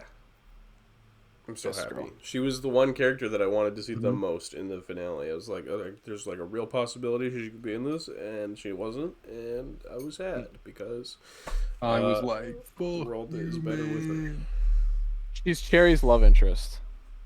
No. God. God, Come I want Cherry to die so immediately and horribly. Cherry's going to get milked by a death machine. What the fuck? He's going to get turned into The a fuck skeleton did you man. just say? Why are you holding up a lamp? What are you smoking? What do you got? What the That's his fuck is vape. that? What is that? It's his vape. Oh, it's a Dalek thing. Did you buy Oh, the it's a $3,000 Dalek. dollar I val- got No, the he has first two already told issues, us that's about all I got. this. He's already told us about this. Oh my You god. idiot. You What the idiot. fuck? It I just didn't lives know. on my desk, you know. I'm sorry, I haven't been on the podcast for like 6 weeks. Sorry, guys. Yeah, Jessica Jones is back. I think there were more updates, but I don't actually know them. So I can't remember. I don't know what him it's like. Yeah, nobody knows. So I it's agree not. with Ty. The only thing I give a shit about is the fact that Jessica's come back. my girl JJ means she's getting a Marvel Legends figure next year. Fuck yeah! It's gonna be so good. I can't lie. I'm Oh, and what's the other thing that you talked about? The fucking Rebel. That's not really news though. It's just something that we saw. It's part of the concept, or not concept art, just behind the scenes. They have the Daredevil's Army has a logo, and it's like the DD, but it's RR, and it says Resist Rebel. Red Rocket. There you go. Rocket Royale. They're stealing my thing, you fucker. You motherfuckers. Speaking of which, Yeah. Brendan, you got rivals. You're my Is rival. this game still a thing? Yeah, of course it's still a thing, you bastard. You sick pervert. You never played it once. I don't even want to hear from you. You sick pervert. okay. You can't call him that when this is the You perviest sick- game of all time. You sick pervert. All right. You absolute sick fucking You're just bastard. gonna- All right. You're just gonna let him call you that? Eat shit, There you go. dickhead. Get a lock in. All right. We'll start off the skins. Got new Punisher skin. We've seen this one. This Peach Momoko I'm the skin. goon, baby. I'm the fucking Punisher. I'm the Punisher. More purple than I was expecting it. He's very purple. He's very. I thought his skin was gonna be more blue. I was a little bit caught off guard by how purple it was, but it's cool. He looks He's fucking done. He's got nothing. He's not interested in whatever the fuck you have to say. He's never been interested. He's not. Unless you got a gun for him, that's all he cares about. He's had a hard life. That's the first thing. They also did this Namor, and this is going to come with a bit of a question for you guys. First of all, he has an X retro uniform. Right. This is not a thing from the comics at all. Not remotely. Are you sure? I did some research. He has had like a green and black outfit with an X logo on it, never the blue and yellow though. I actually did my research. I believe this was done because he's been retconned to be a mutant at some point. He was not retconned to be a mutant. He was the first mutant. Well, he's a retconned to be a mutant. That's what people are saying. I don't know. I didn't do my full research. Anyways, this brings me a that is, yeah. That's Ty's face when he saw Sora. Mm-hmm. He's like, fucking sick of this. Okay, this brings me to a question. I'm gonna quickly pull up an image here. This is an image for reference. These are what the 275 uniform training uniforms look like. Mainly what the X-Men wear. Fucking Professor X looks like a fucking demon in the background. Jesus Christ. Okay. These are the retro inspired outfits. Do you guys like the extra details, or do you think it's too much? This game is very like greebly, so they have to add a lot of extra details to the costumes. But I'm not sure if I like all the extra stuff that they add to it. I'm curious what you guys think. I just want to get your opinion. Considering the context Oh, and the you art go style of the game, I think it makes sense. And I think the ladies look pretty cool. They do. Yeah, I like What about you? Don't. What about Namor? You think he looks cool? I don't give Nah, a fuck about Namor. But look at his fuck cool. him. He Look at his- out the three, he looks the worst. But like Yeah, he does. the way the women are done, like pretty spawn. Yeah. I like that like they kind of want to give them their own like personal flavor to like the costumes. You guys do like that? Yes. Yeah. Okay. I think I'm Are you of the expecting us to same. hate it, like? I think I'm of I think the the same. uniform parts should be more identical, and then just have the Yeah. unique parts over top. But otherwise, it's fine. They look good. They are very clearly different outfits for each character. Like Yeah. they're even the minutia of like the line work and stuff is different. they're all different, which is probably the one thing that bugs me the most. But other than that, okay, cool. Yeah. So I But they like still these look- retro. they're still very good. I'm very curious to see if he ever gets added to the game. I'm very curious to know what they would do for Cyclops and what his main outfit would look like. I'd be curious because he's usually I know he's got a lot of different outfits. You could do a lot with him, but yeah. So that was the first bit of news, was the skins there. The second thing I wanted to talk about was the return of the Season 0 Battle Pass. So this is something that specifically only benefits a lot of people, I'm sure, but specifically I'm happy about it, but other people are mad about it. So when I got into the game, I couldn't justify buying the battle pass because I just started playing. I don't want to jump in and throw I wasn't into it at first. You weren't obsessed. Exactly. I've since got the other two Season 1 and Season 2 battle passes, and so they're bringing this one back for a, I think, reduced price. And yeah, you just have a chance to play this battle pass again, which is neat. I will say it is a little bit, battle passes kind of thrive on their exclusivity and like timed, nature. So bringing it back does feel a little bit, I have a feeling this. Anyone that's crying about it, fucking unlucky. Like I said, I wanted it, so I like. There's some great skins in this battle. Like that Mantis is phenomenal, and that Hela is really cool. So I was like, yeah, I'm. I don't know if I agree with that sentiment that battle passes thrive on their time nature, because from what I've seen in the gaming world, it's pretty much universally praised whenever a game allows you to pick up your progress on a given battle pass at any time. Yeah. Like, is that a thing that other games do? Yes, it is. Like Halo Infinite, that was like the biggest thing people applauded that game for, and that game had a lot of problems. Okay. But Yeah. the fact that you could pick up the battle pass at any time for that game, any battle pass, people loved. So I didn't know. I actually didn't know that other games were doing that. Okay. I don't know enough about this topic. So yeah, this is actually something that this game is doing. You just have to buy it, and then you'll have it forever. You can work on them at any time, which is, I think, cool. Again, I'm personally, there have been people who are like, I don't fucking like this, blah, blah, ruins the exclusivity of it, but why would you complain about that, first of all? New players can get the skins that I have. It was exclusive. It was cool. Yeah, I was special. Exactly. It's a fucking skin.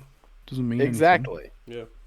And then, well, I mean, means like, everything. like, you know, with battle passes, like, if Fortnite started doing that, I would happily go back to like when they were doing like There's Predator. some great, Absolutely. there's some.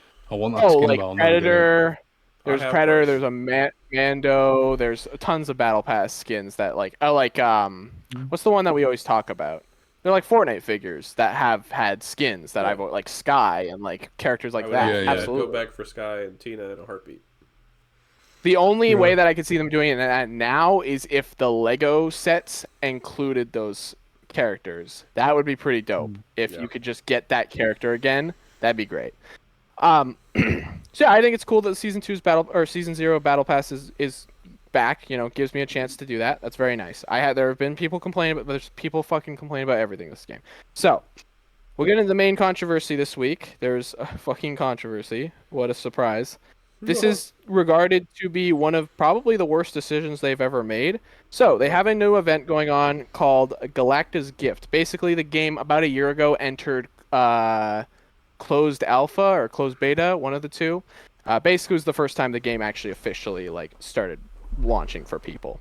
So as a reward, they decided they're going to give out some nice stuff. They've got some nameplates, like some Doctor Doom ones. They've got like a Hulk spray. They have a Galactus spray, and they have another costume coin, which is cool. It also feels like they're giving a lot of skins away for free, but hey, cool, right? I'm not gonna free shit. I ain't complaining about that at all. I'm happy to get another costume coin. Although we're getting now to the characters that I don't know if I would necessarily buy extra skin because I don't play them very much. That's the new problem. But then I can. Skins to come out. It's only for the original characters. They don't. It's not for new skins. It's only for the original launch skins. Yeah, Unfortunately. but still a fucking pre-skin at the end of the day. I agree. As long as if it's free, that's all that matters. The main controversy comes in the fact of this. What are they calling it here? A Chrono Shield card. So, this is specifically a problem for ranked, which I've mentioned a billion times before. I don't play ranked. Why am I talking this? Because it is a bit of a controversial topic. So, what this does, essentially, the way ranked works in this game is the more you win, you'll get extra points, and then that will allow you to rank up. So there's like bronze, silver, gold, and then there's like 3 other levels up beyond that. So the way these cards work, basically, is that if you have a bad game, you will lose points, and your rank will drop. If you use these cards, you can basically say, nah, I'm not going to drop down, and you will keep your points. That has people a little stressed out because you're going to overinflate those bad ranks with players who don't deserve it, basically. Because they're basically going like, nah, I don't want to be lower rank. I want to be higher rank. I want to keep going. So I think, I think for me, I've been listening to a lot of people that have been complaining about this and saying that's an actual real issue. There have been a lot of people in general who have been complaining about the rank system in this game in general. A lot of people who are very upset with the way how it's working. Tyler's saying definitely naked from the waist down, by the way. he has to be ready at all times. Did you just see the way he scooted off? I did not. Watch how he comes back. These are pants. Yeah, He's just got shut pants them on. That would be very hard to put on pants that quickly, unless they were pajama pants. Anyway, so it is a genuine issue, obviously, for people who play ranked. Like I said, I don't play ranked, so this doesn't personally bother me.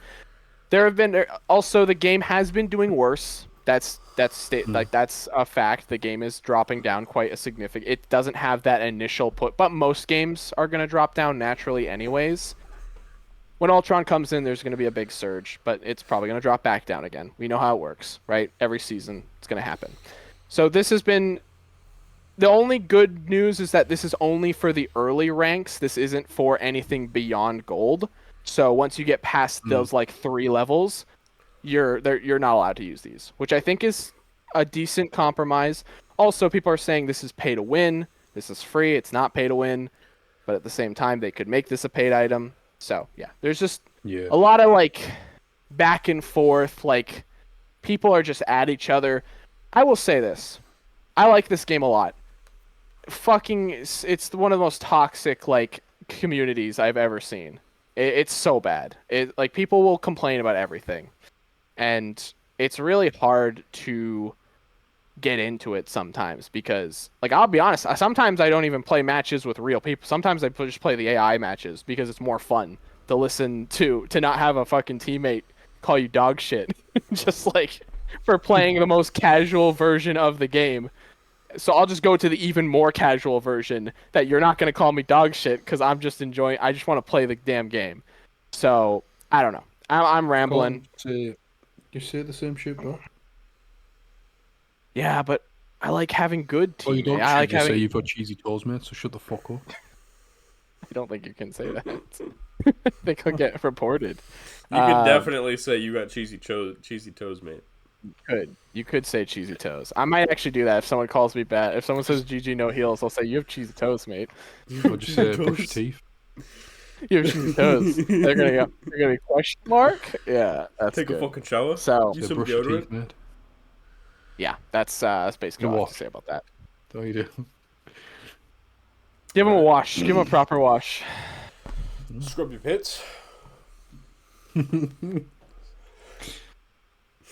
right, Lay. You want to talk about big movies? So, big movie, man. Listen. Before I say anything, I'm just. This is the first thing. I sent some of my friends that live near me about the movie. These are my first words as soon as I came out. Listen, I ain't no homosexual, but Sebastian Stan, that final post-credit scene. Man, Bucky in that final post-credit scene. Jesus Christ. Is this your takeaway from the movie? Yeah, firstly, yeah. This is the first thing I said. Bucky, more like fuck me. Anything else? Listen, I can't get pregnant, but Jesus. That took a turn. Yeah, so Thunderbolts, huh? So I haven't said anything about how I felt about the movie with anyone, and I kind of wanted to save it for, the pod. Mm-hmm. So, just to give you an idea of the last time I truly loved an MCU movie was Guardians 3. I really liked Deadpool and Wolverine, but I didn't love it. It had you didn't a like lot of issues. Gap 4? What? Oh yeah, fucking What? fantastic, man. You didn't love that movie? Christ almighty, man. What a fucking dump of a film. So before I went in and the trailers came out, I remember talking with Ty, and we were talking about stuff like I don't really give a shit about Bucky anymore. Like his story kind of feels like it's done and dusted. Why is he still here and all this other stuff? And it was only really Alexei that I was going into the movie for. Don't get me wrong, the trailers looked fucking fantastic, and I was like, yeah, I really want to see this. Going into this and finally watching it, my opinions changed on John. As most human beings have. You and everybody fucking else, you fake ass fans. It was crazy. I was right all along. The fucking John fucking recall gang that came out. Everyone.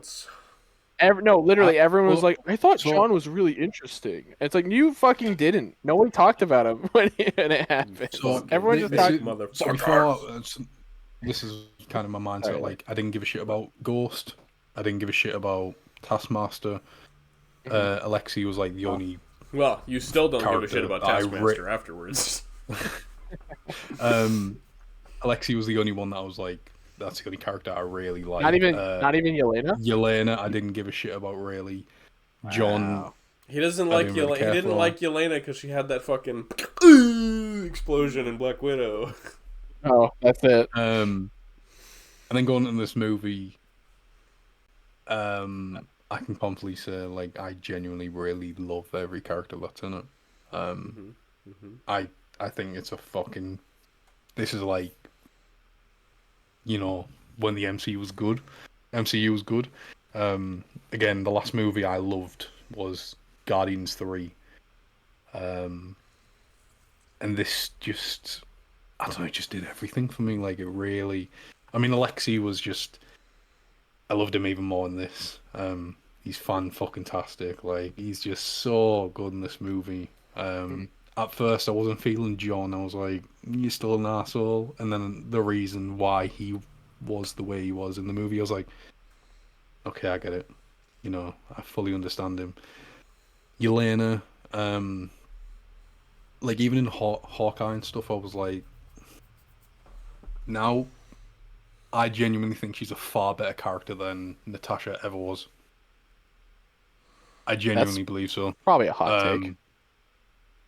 Honestly, I care Where is far more about her than I ever did for Nat. Honestly. Oh, I cut out.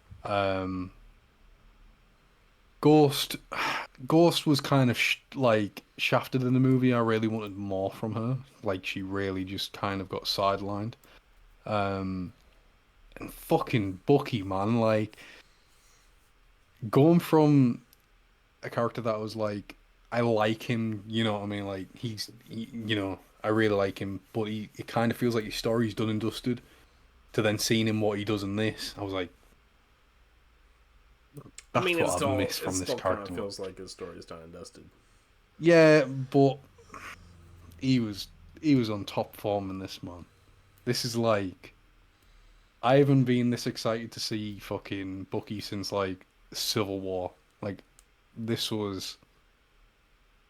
I just wish Steve was still around to see him and be like, yeah, man, see how well he's doing and shit.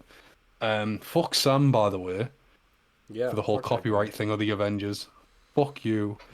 I kind of love that they're setting up like this friction between the new Avengers and Sam's Avengers, and shit like that. Yeah, genuinely, like, it was just such a pleasant surprise. It felt like a movie, if that makes sense. Like, I don't know, I can watch certain MCU movies and they don't feel like a movie, they feel like product, if that makes sense. This felt and filmed and directed like a proper movie. Like there was an artistic vision. Yeah, like just from everything about it, just the way, like the color grid and everything like that, it just looked superb. Bob, Yeah, he's like- a great like Cap- inclusion. Love Century. He's so generic. By AI. Yeah, it's so generic. Like going from that to this is like night and day. It's weird, man. Bob, like Century and the Void, loved all that stuff. Obviously, it's like a metaphor, like for mental health and everything like that, which I really got behind. When I first went to go and see it, I was having a pretty shitty day, so the film naturally really resonated with me quite a lot. And I'll be honest, I did tear up a hell of a lot at the end, when the team's like helping Bob and stuff, and all that happened. I don't know why, it just really hit me. My only real issue with it is it doesn't have a second act. It just kind of has a first act in that facility, and then there's a bit that happens, and then we're kind of like just at New York, and then it's the third act. You know what I mean? Like there's no, I don't know. I just felt like they could have added something in the middle. I mean, I But my think the overall, like, middle. I think the go middle on. is more. Well, I don't really know how to classify them. The middle is them fighting Sentry, basically. Yeah, but Kinda. then it's Is like that the middle? that felt like more like the third act. Kinda. I mean, the third act is the final And then showdown and in. then, and then then the big like the only thing is like the other thing that I was gonna say was it kind of just ends abruptly, and I was like, I really want more of that. You know, I really want a more. I don't know. Like it was a good ending, but it wasn't what I was hoping for. If that makes sense. I really wanted Val to kind of like actually get fucking arrested for a start, and you know she's a fucking smug little bitch. I think that's why No, the ending does what it's it kind of does. like, Is yeah, 'cause yeah. yeah. But I think the post-credit Um, scene really helps round out the ending, in a way. yeah, and I will say that's. Uh, I don't know if it's like the same director or whatever, but it genuinely seemed like it was filmed completely different to the rest of the movie. It looked fucking The amazing. I post-credit don't know scene. if it's just yeah, It Post-credit is scene was the done Um, by the directors, yeah. Russos. Yeah. that makes sense. Is it the hmm same director for Fantastic Four? No. No. No, it's Russos. Mm. It's the they're Joe it's Joe and Is it? Anthony Russo filmed it on yeah the set of Avengers Doomsday. Ah, yeah. right. Okay. It's literally a scene from the movie, basically, which is cool. It Yeah, it so all looks. those How I costumes want to are ask. exactly how they're gonna look in the movie. Thank fuck because I love Bucky's look. I love it. I love John with his little fucking beret and shit like that. I think it looks great. I hope he gets a new shield though. Like you can't go wrong with that. No, he's got to keep it, man. Just when they meet up with the Avengers, have Thor bend it back. Yeah, I'll give him adamantium shield. You know. I think that might be what it is, because Um, 3 super soldiers can't bend it back. Only Sentry could bend it. that's true. Um, they all look great. Like in the post-credit scene costumes, they all look fucking fantastic. I mean, Alexei obviously comes in with this fucking um sports car driver fucking outfit that's just littered in Avengers logos and stuff. He's like the heart of this movie. He's genuinely like the heart of the team. Um, I really wanted him to have. My biggest thing is like obviously your three super soldiers on the team, and it's kind of like, you know, John's got his shield, Alexi's got what's he got? Yeah, Alexei's literally Bucky's never got had his shield. That's fucking crazy. yeah. It's He's like never had a give him shield. He didn't have a Never. shield give in. him Never he ever. never no he The never had it. only time in It was the only MCU Alexei's shield has appeared is 1 on his action figure in Black Widow, and 2 in What If. And he doesn't my even God. use it in What If. That's he might crazy. in season 3, but in season 2 it appears and he doesn't. He's not there. Like I don't know, he just needs something. Like even if he had like I don't know, like gauntlets or something, just to like I don't know, just something to make him stand out a bit. He's got he's Robo. He's bald and he's got the beard with the gray stripe does. down the middle. I love the whole sequence with the limo thing. That was fucking great.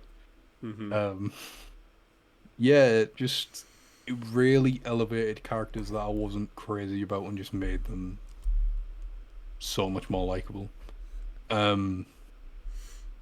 Again, like the biggest one for me was John.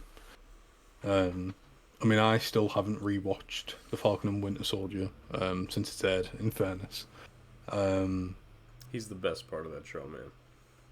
but he's like I say, like at first in that whole sequence of the fighting stuff, and he's coming in, and he's not even like fucking reloading his gun properly. He's just like shooting and then just shot in the magazine, and it's like fuck, man. He's Like, fucking he's go so for it. He's so badass. And I like that, like, they were all having digs with him. Like, the moment where they're in that shaft and he tries to, like, fucking jump up and he just falls on his fucking ass. It's like, you know, he's the dick of the team, but he needs to be brought down a bit. And I really like at the end where Yelena's like kind of like singling every single one of them out for the flaws, and he's kind of like, yeah, aware, like, you know, I kind of like that. And again, I liked his reason for why he's the way he is in this movie. And I mean, he knocks the fuck out of Bob's dad, so Those top 10 moments right there. Mm-hmm. yeah, That's man. fucking great. I did like how Bob doesn't respond to John because he calls him Bobby, and that's what his dad called him. So I saw that. I did see that. I saw that today. Someone pointed that out. But would I have liked to see more of Sentry? Absolutely. But I mean, he was going easy on the team. I mean, if they had a Hulk or someone like a Hulk on the team, then Yeah, I'm actually really curious to see how he scales, because I kind of want him to be the most powerful character. Like, of the heroes. yeah, I would like that. I mean, like Sentry's biggest weakness is himself anyway, so it's like, you know, you have to take him. Yeah, you have to bring him down a bit. But yeah, I'd His love to see him self-esteem up is against his like. biggest weakness, essentially. But I loved all the stuff with the Void and stuff like that. Sure, they could have went a bit further with it. But yeah, it was a really great antagonist. Even if it wasn't technically defeated, I was still there. It's just a great inclusion of the MCU, and it definitely feels like this is where Disney or whoever's kind of like, yeah, this is the quality over quantity has started to kick in. It feels like Cap 4 was like the last of that. I don't know. I think Ironheart might be Well, Cap 4 Cap 4 and Ironheart, yeah, sorry. Cap 4 had a Wonder lot. Man. Wonder I think Man. the problem with Cap 4 is that it had so much like problems. It was so confused. Like it's so like so much shit just so behind the scenes safe. going on. It was safe, a but they mess cut a of a movie, billion man. concepts out of that movie. That's the problem. Is like it was the reason why it's such a shit show. But they had like so many better ideas as well to go for. They just turned out to be like a fucking Hulk sequel that no one asked for. So many horrible ideas out of this movie too. We almost got the Cap 4 of of Thunderbolts. Yeah, we almost got John Walker turning into a big blue fucking Hulk. It was gonna be based as hell. Yeah, so overall, it's a solid movie. I like, even just outside of like MCU movies, it's a good movie on its own, sort of thing. And I mean, like, the whole New Avengers thing took me by surprise. Thankfully, I saw it before all the marketing changed for the movie, which is great, by the way. Oh yeah. New Avengers. Yeah. The post-credit scene, like, the first one was fine. But that second one was so worth the wait. It went on for like 2 minutes or something as well, and then getting the tease of the Fantastic Four. Yeah, I'm really curious to know how this team is going to stack up against Sam's and stuff, and the friction that they're going to have, and It actually, it almost seems like with this setup. I heard something today. I don't know how true it is, but I did hear like a rumor today, and it almost seems like, in Infinity War, it's all kind of coming together to stop one guy, and there's some friction, but for the most part, they're all kind of on the same page. It almost seems like everyone in this movie is going to be a little bit more like at odds with each other, because you've got obviously the setup with these Avengers. They're not on the best page, and I heard something today that might say that the X-Men might have a problem with the Avengers too. So I don't know. We'll the new Avengers or Sam's fucking yeah, or gang. the Sam's team, I assume. Yeah, But we don't know fuck yet. That's just a rumor. I have no idea. Who's going to be on that team? Or Sam, Falcon, Shuri. new Shuri. Falcon? Who gives a fuck about Fucking him? Namor, Right. maybe, I don't know. Maybe Namor. Shang-Chi. She-Hulk, maybe. Shang-Chi, probably. Yeah. Yeah. it's Namor, that's the problem. Namor, I don't think he would ever join the Avengers. But I don't think he would. But he's involved. We know he is, and He's involved. partnered Yeah, up with no, Shuri. I know. So she's gonna drag him in. Yeah, it's interesting. It's weird because they end that movie off on a truce. So maybe that's part of the thing. Maybe she's like, "Yo, you got to come help us," and he's like, oh, "Fucking fine, I hate you though." I don't know. I'm glad you enjoy the movie, Lay. Namor and Thor started dick measuring. Yeah.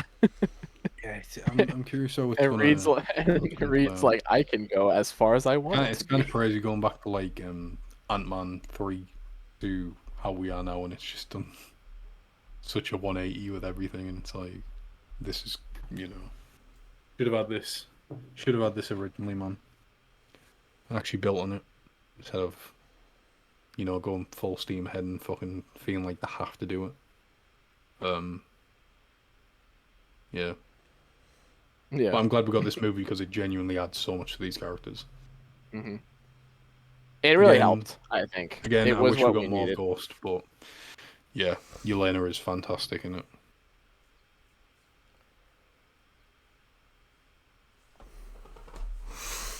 Yes. Ugh. All right. Let's talk about some Sony bullshit now. Fucking Sony. into the what's it? I forgot his name. What's his name? Nintendo verse. Spider-Noir. Spider-Noir. You fool. No, the actor. Oh, Nicolas Cage.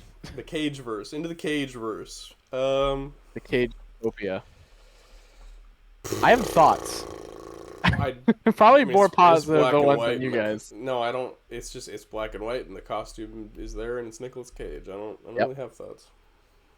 That's all, in my opinion, those are all good things. The action looks kind of fun too, I will say. I mean, it looks a little, I don't know. Okay, so here's this could be really fun. It's also Sony though, so it has me a little worried. Sony has a pretty bad track record. Mm-hmm. So, I don't know.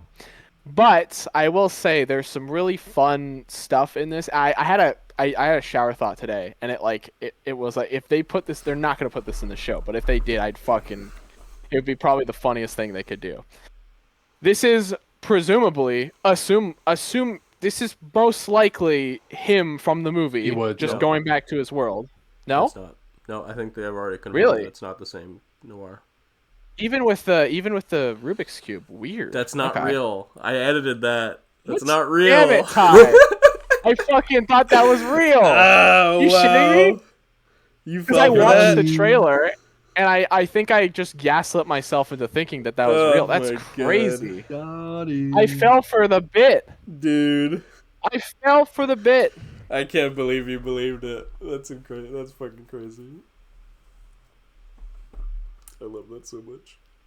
You gaslit me so hard. Oh my god. That's amazing. Oh my god. Okay, so, that ruined my whole pitch then. Okay. I literally thought this was the same character going back to his universe. That's what I believed it was. Man, that's wild. Oh, okay. Man. I really wish it was. I really wish it was, because my pitch was I really wanted an episode where fucking Spider-Ham shows up in like Roger Rabbit style, is just next to him while they're beating the shit out of people. That's all I wanted. But if that's not the way they're going, then that's definitely not going to happen. It's going to be super serious and dark and like epic. That's lame. But you got Nick Cage. Nick Cage is the goofiest motherfucker on the planet. You need to get him to do some fucking... Editor, play the Godsmack clip where Nick Cage punches the guy on the floor. It's one of the funniest things ever. He's crazy. Look up Nicolas Cage Godsmack, okay? That's all I needed to do. I mean, he's fucking... God. He's mad in The Wicker Man. He dresses up as a bear and fucking punches an old woman. Oh my god. He's a loony, man. He's a psycho, but you gotta do something with that, right? You gotta. You can't just have him be. Sony's not smart enough to do that.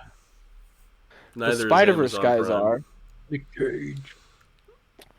bullshit, man. I can't believe I got gaslit so hard into You know, thinking that. The Brett way. Spider-Verse was guys don't already really ele- do anything with it though. Like he says some dumb shit, He just but like makes he jokes. doesn't go Yeah, he just- insane.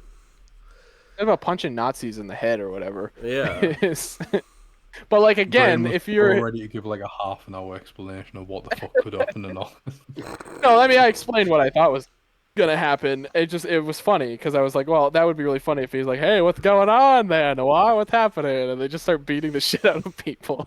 Like Spider Ham hits somebody with his mallet and like gore comes out of his face. And it's just like Eyeballs Spider Ham's like, fly oh out. geez. Yeah, he's like, oh, this is the best up, man. And Noir's like, you get used to it, buddy. You get used to it. Oh man, I'm so sorry. Well, it's okay. It I made swear it I like sent you the ruined. regular version. You probably did. And again, I watched the trailer, You so did? I would have Yeah, but known that that shot's that not in wasn't the a trailer. thing. Oh, okay. Yeah. No, you're right. That was the image that they posted on their thing. Yeah, I did. But yeah, for I did again, send you for that. whatever, You it said, was "Wow, like it's just fucking him." Barnes. It was like a Berenstein Bears moment where I was like Berenstein, whatever the fuck. It was like Wallenstein? it was. What do they call it? A Mandela effect, where I thought he just had it Yeah. because I saw it once with him, and I was like, oh my god. That's so amazing. Oh man. Well. I mean, I haven't really got much thoughts on it. In fairness, it's just a 30-second teaser. Yeah. I mean, I'm glad that it's in monochrome. It'll be both. They're gonna release it in color and monochrome. It's so weird. Right. I don't know. I don't get that. Just it's like they're not confident enough to just release it in the black and white. Just People do are it. fucking funny Well, about there are black and people who are white. gonna Yeah, want to monochrome anyway. watch it in color. I know, but it's I like don't blame 'em. that's the whole. It's That's the whole I'll point. probably. I understand. I understand if it's released in color and then done a monochrome. Like -1 did that. Right. And stuff Well, like that. Werewolf some by movies it Night makes Eleven sense. did the I- same. Werewolf by Night did I black and fucking white did that. and then color. Yeah. I did, but that was I making fun fucking of did that. that was making fun of the Avengers or not the Justice League thing. Right. Yeah. Exactly. That was making. But that's the But thing. if they do it simultaneously, I might watch the first episode in both and then see which one I like better. I think I'll just stick to I mean, black and white. it looks like it's filmed for monochrome. You can kind of tell with the shadows and stuff like that it's filmed for that. So when you put it into color, it just doesn't look all that good. Well, I don't think that they Um, I don't think that they like artificially colorized it. They probably just filmed it in both. But the vision was probably black and white to begin with. Yeah.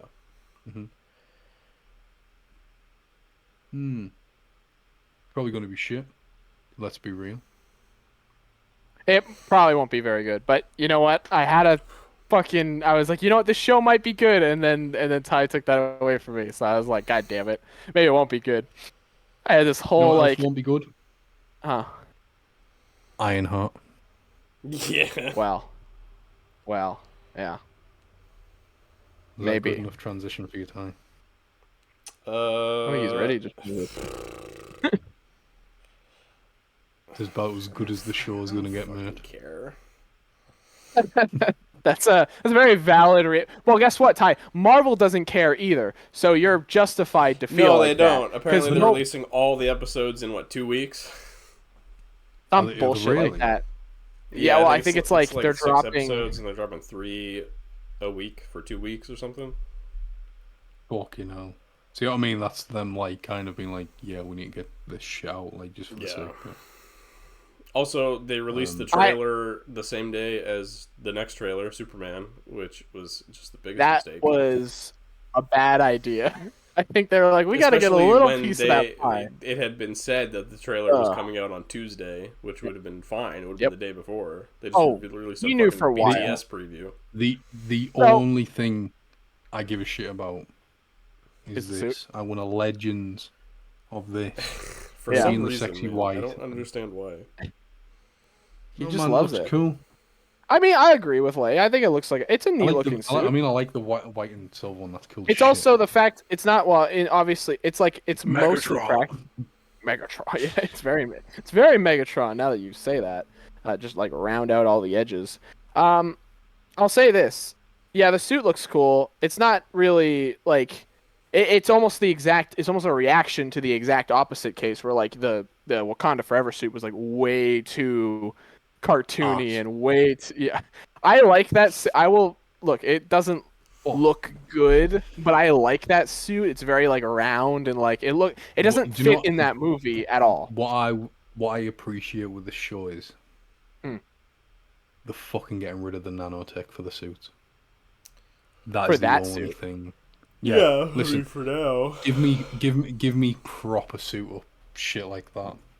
I'll be happy. I mean, they'll come back to it if they bring her into like Doomsday or something. Oh yeah, she'll have a fucking crazy nanotech. It's so easy too. You just go. Wasn't her suit in fucking Wakanda nanotech? Yep. Yeah, I think so. Yeah, if she teams up with Shuri again, she's gonna be fucking vibranium nanotech all over again. Vibranatech. Yeah. Vibrano. Yeah, it's weird. She got like the best suit ever, and then went down. No, she didn't. That suit fucking sucks. No, I'm saying like in terms of like technology wise, yes. like it was like very technological.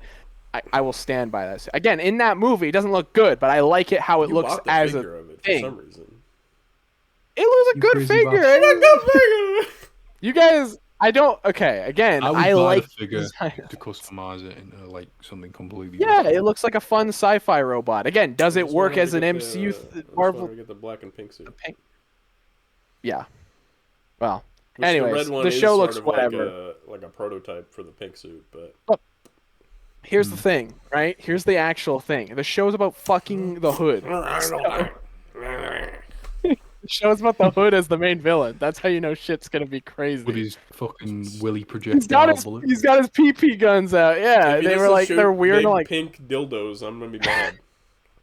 If he doesn't make the face. I had to put the face on screen. If he doesn't make that face once, I'm gonna be pissed. Also, apparently, I don't know. Again, this is all hearsay. I have no idea how true this is. Yeah, supposedly. Well, that's what I hear. In it. I saw this. This leak video that was. It really looked like AI. It was like an awful Mephisto design. But maybe he'll be in it. We'll see. I've heard that they're actually moving away from the Mephisto thing, and that he's instead gonna be like a Dormammu guy or something. He's not Dormammu, but he's like Dormammu's like apprentice or some dumb shit like that. Interesting. Might not be true. Might be a lie. Oh, I only know that because the Hood has a deal with fucking Dormammu in the comics. That's the only reason why I'm saying that. And also, Mephisto's Satan. And also, the actor they got is like pretty controversial, so I could see them being like, "Well, that's a little much. That's a little crazy." What weird fucking show? Why this feels like they're like, "Well, we gotta give Riri something." I don't know. You get a show where she fights the fucking Hood. This really feels like this feels like quantity, not quality. Run Stiltman while trying. This feels like the old regime, Yeah. This feels definitely. Like this was definitely. I mean, we knew. I'm pretty sure we know when they announced this. It wasn't It wasn't. Obviously, it was definitely something probably after Wakanda Forever, but still, it was like. This is an old announcement. This is an old show. This has been in development for a long time. We've known about this. This was announced with like the likes of like Armor Wars and shit like that. Yeah, Armor Wars. Who knows what the fuck's happening there, right? Yeah, it was supposed to turn into a movie, and now it's just probably not happening. Who gives a shit? But yeah, it was announced in 2020, so yes, this is absolutely the quantity, not quality Marvel. Oh shit, this was 2020? Oh my god. That's crazy. This was like Phase 4 Marvel, like... Holy shit. This was Phase 4 Marvel. This was when Disney were like... Milk that cow for all it's fucking worth! The cow is skinny the cow's getting a little bit more meat on its bones, but it got pretty skinny there for a little bit. Let's say that. It was an abused, neglected cow for a while there. Someone found it out back and started feeding it a little bit more. Yeah. You're treating the only thing nurturing it back into health. Yeah. The only Yeah. thing that I can think of that is the last of the old Marvel, if you want to say. Like, where does Wonder Man like fall under all this? Yeah, It's because probably old Marvel. Thatch has said before it could be like a sleeper hit, like Hmm. Agatha, which Agatha? I think Yeah. Agatha was pretty fun. So it could Yeah. be like that, or it could be just fucking slop. I mean, Yeah. it sounds like it's going to be, for the most part, just ignore it. It won't matter in the grand scheme of Yeah. things. Hmm. Um, Oh well, fuck it. yeah, no, I don't know. Marvel's doing a lot of stuff. They're obviously, I mean, the Spider-Man show was in fucking development hell forever, and obviously that got made, and that Mhm. turned out pretty good. So, I think it's just a matter of like, if these things work, they work, but if they don't work, oh man, they also they can't just cancel it. They can't just delete it. They have to get it out, no matter what. I Uh, suppose it's kind of the thing of like if it's in production and stuff like that, they're just gonna go for it. Whereas if it's like, like Armor Wars or whatever, where it hasn't even like started filming or anything, they'll just fuck it off. I mean, they really want to push those projects for as long as possible. Even something like Vision Quest, they really have no. I mean, well, Oh my god, they yeah. have a little bit more ideas for Vision Quest. They just announced, That feels like I a don't know, fucking fever dream.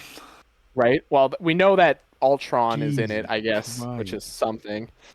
Uh, Other than that, we really don't know what the hell's going on with it. So Marvel's in this weird state where they're announcing so much shit, and well, they were announcing so much shit, so we're playing They're catch just up at this trimming the point. fat now. Yeah, All they're doing. basically they're like, well, if this doesn't work, we're not going to do it. Like, I don't know if we're ever going to get a Shang-Chi 2. I kind of don't. feel like they'll just kind of like spitballing like these Mhm. shows, like as in like Ironheart and stuff. They're kind of like I imagine it's kind of like if it works, it works. If it doesn't, it doesn't. Yeah. Just move on from it. Which is a smarter way to go about things, I think. Again, if you're locked up with this whole idea of like you have to make something because it was successful or because you have this contract, don't do it, Or take a step Yeah. back, rethink it, you have to fit it into your plan somehow. That's all I'm saying. So, Or anyways, just fucking leave it in the got fucking it. dust like most of what Phase 4 should have done. Like Blade. Yeah. Like they can't get that one figured out. Fucking stupid, man. I'm pretty sure they One of the easiest concepts.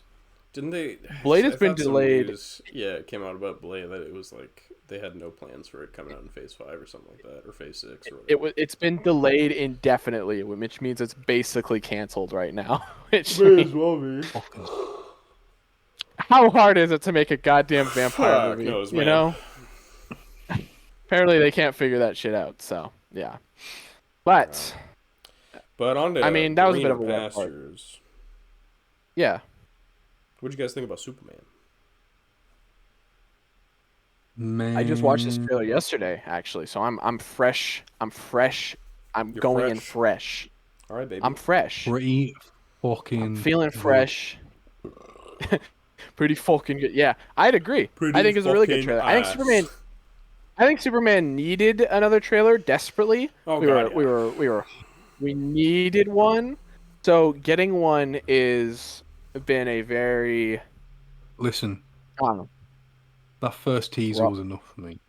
I was there. I- I'm going day one, first showing. I will be there. Mhm. And everything else they've put out looks great. That trailer yesterday was, I think, something that I personally didn't need, but I think it included Need a things that a push. lot of people who aren't so sure on it needed. Like, for example, like the opening scene with Lois and Clark, and like his delivery between Clark to Superman, like the voice change, and the delivery of that was, Was lame. he's a bit Great. fucking so The good. Chad is yeah. So good, and like The Chad his move. passion coming out and saying people are gonna die and stuff. That is Superman. Like any fucking Snyder fan who's like, fuck off, man. Yeah. Oh man. Jesus I've Christ. He is seen. frustrated because like even Lois doesn't get it. Like Yeah, everyone Nobody deserves gets to it. be saved, and that like that's how he feels. And even He's such talking a about holy. his girlfriend of 3 months, and she still doesn't get it.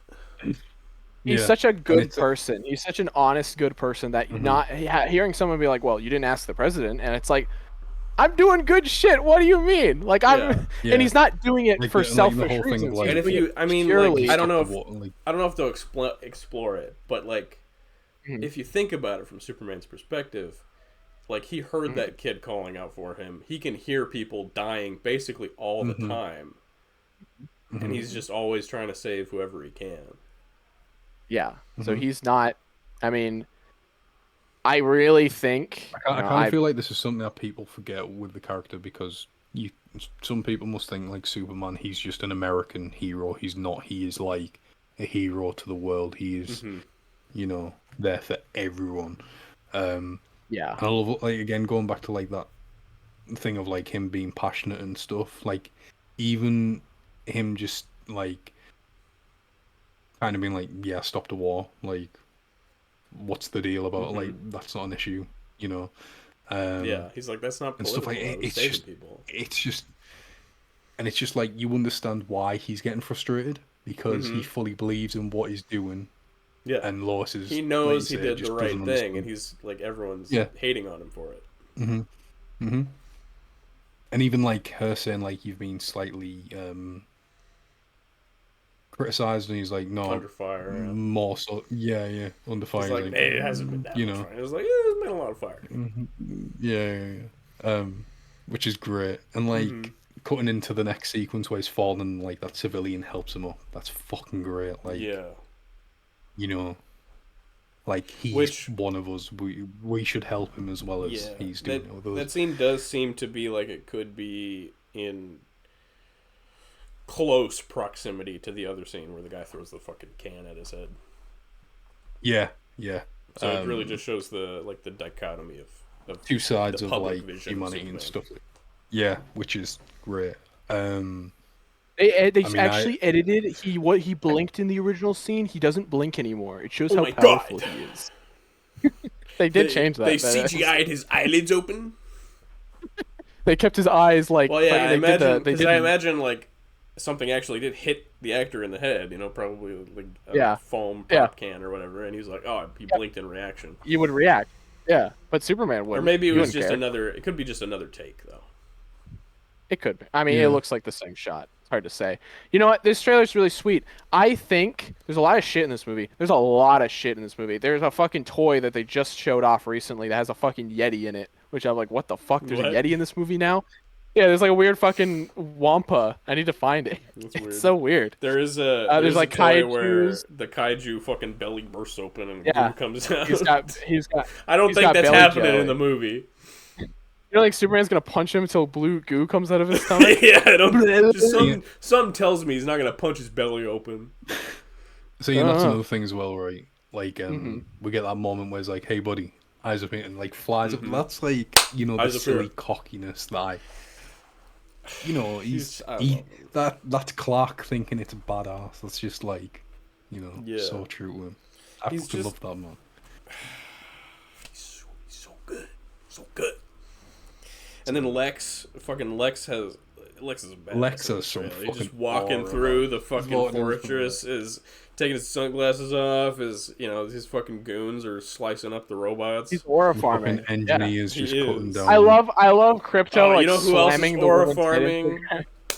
Yeah. You know who else is fucking Guy Gardner when he's walking and there's like those soldiers in the background, just go and flicks them. Oh my God. Every single scene with him has been him fucking doing something where he's just going like this in the background and something is It's made. fucking Like that's great. his That's entire. what they do, and it looks so good. I know, but he's so casual about it though. He doesn't care. Yeah, just but like, he's casual. He's Yeah. like, He's yeah, not. that He's is just. Guy He Gardner, knows but he's a dick. He's got Yeah. big dick energy. he's hot shit. He knows he's hot. With shit. that single- trim though. With that fucking bowl cut, he I mean- rocks it though. He rocks it. I don't know if he rocks it. It looks pretty bad. Nathan Fillion fucking rocks that shit.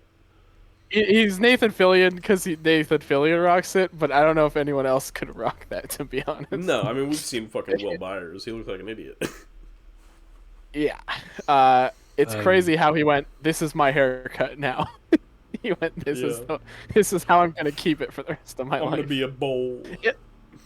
I mean, it looks great. Honestly, I have It no really real does. complaints. I do mean, agree it's got quite a lot going for it, but And it still It doesn't does. give away Also really trans. any of the plot. yeah, it doesn't. no, Yeah. this is good. The less we know, the better. Mm-hmm. I'm really excited for this movie. I can't believe I'm saying I'm excited for a Superman movie, but like this is nailed it. You know, this is This is gonna be- exciting. This is the same reaction I had to the Batman trailer. Like Mm. prior to that, Batman was like a character that I liked or loved. You know, mainly just do it with the Arkham games or whatever. But like in terms of the movies, I was like, you know, take it or leave it. The Batman came out trailer wise, and I was like, this is it. I get it. You know, this is the same thing for Superman for me.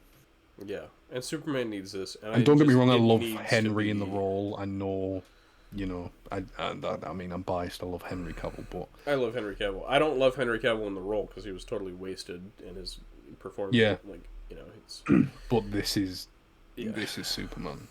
and this movie needs to be just fucking great because Superman. It's a real needs shame this. it's coming out against The Fantastic world, Four. the and Jurassic world World. needs this movie.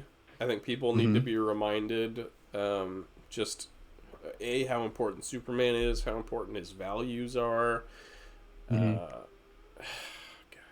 just need, It'll have a this good movie's- message as this well. movie is so important. You know. I just wish it wasn't going head to head with like Fantastic Four. And Well, it comes Jurassic out World. first. It comes out first. That's true. So The only thing. it'll at least get 2 weeks before Fantastic Four comes out. The only thing, and it's probably not gonna really affect it, because these fucking people just genuinely don't have a life outside of X or whatever.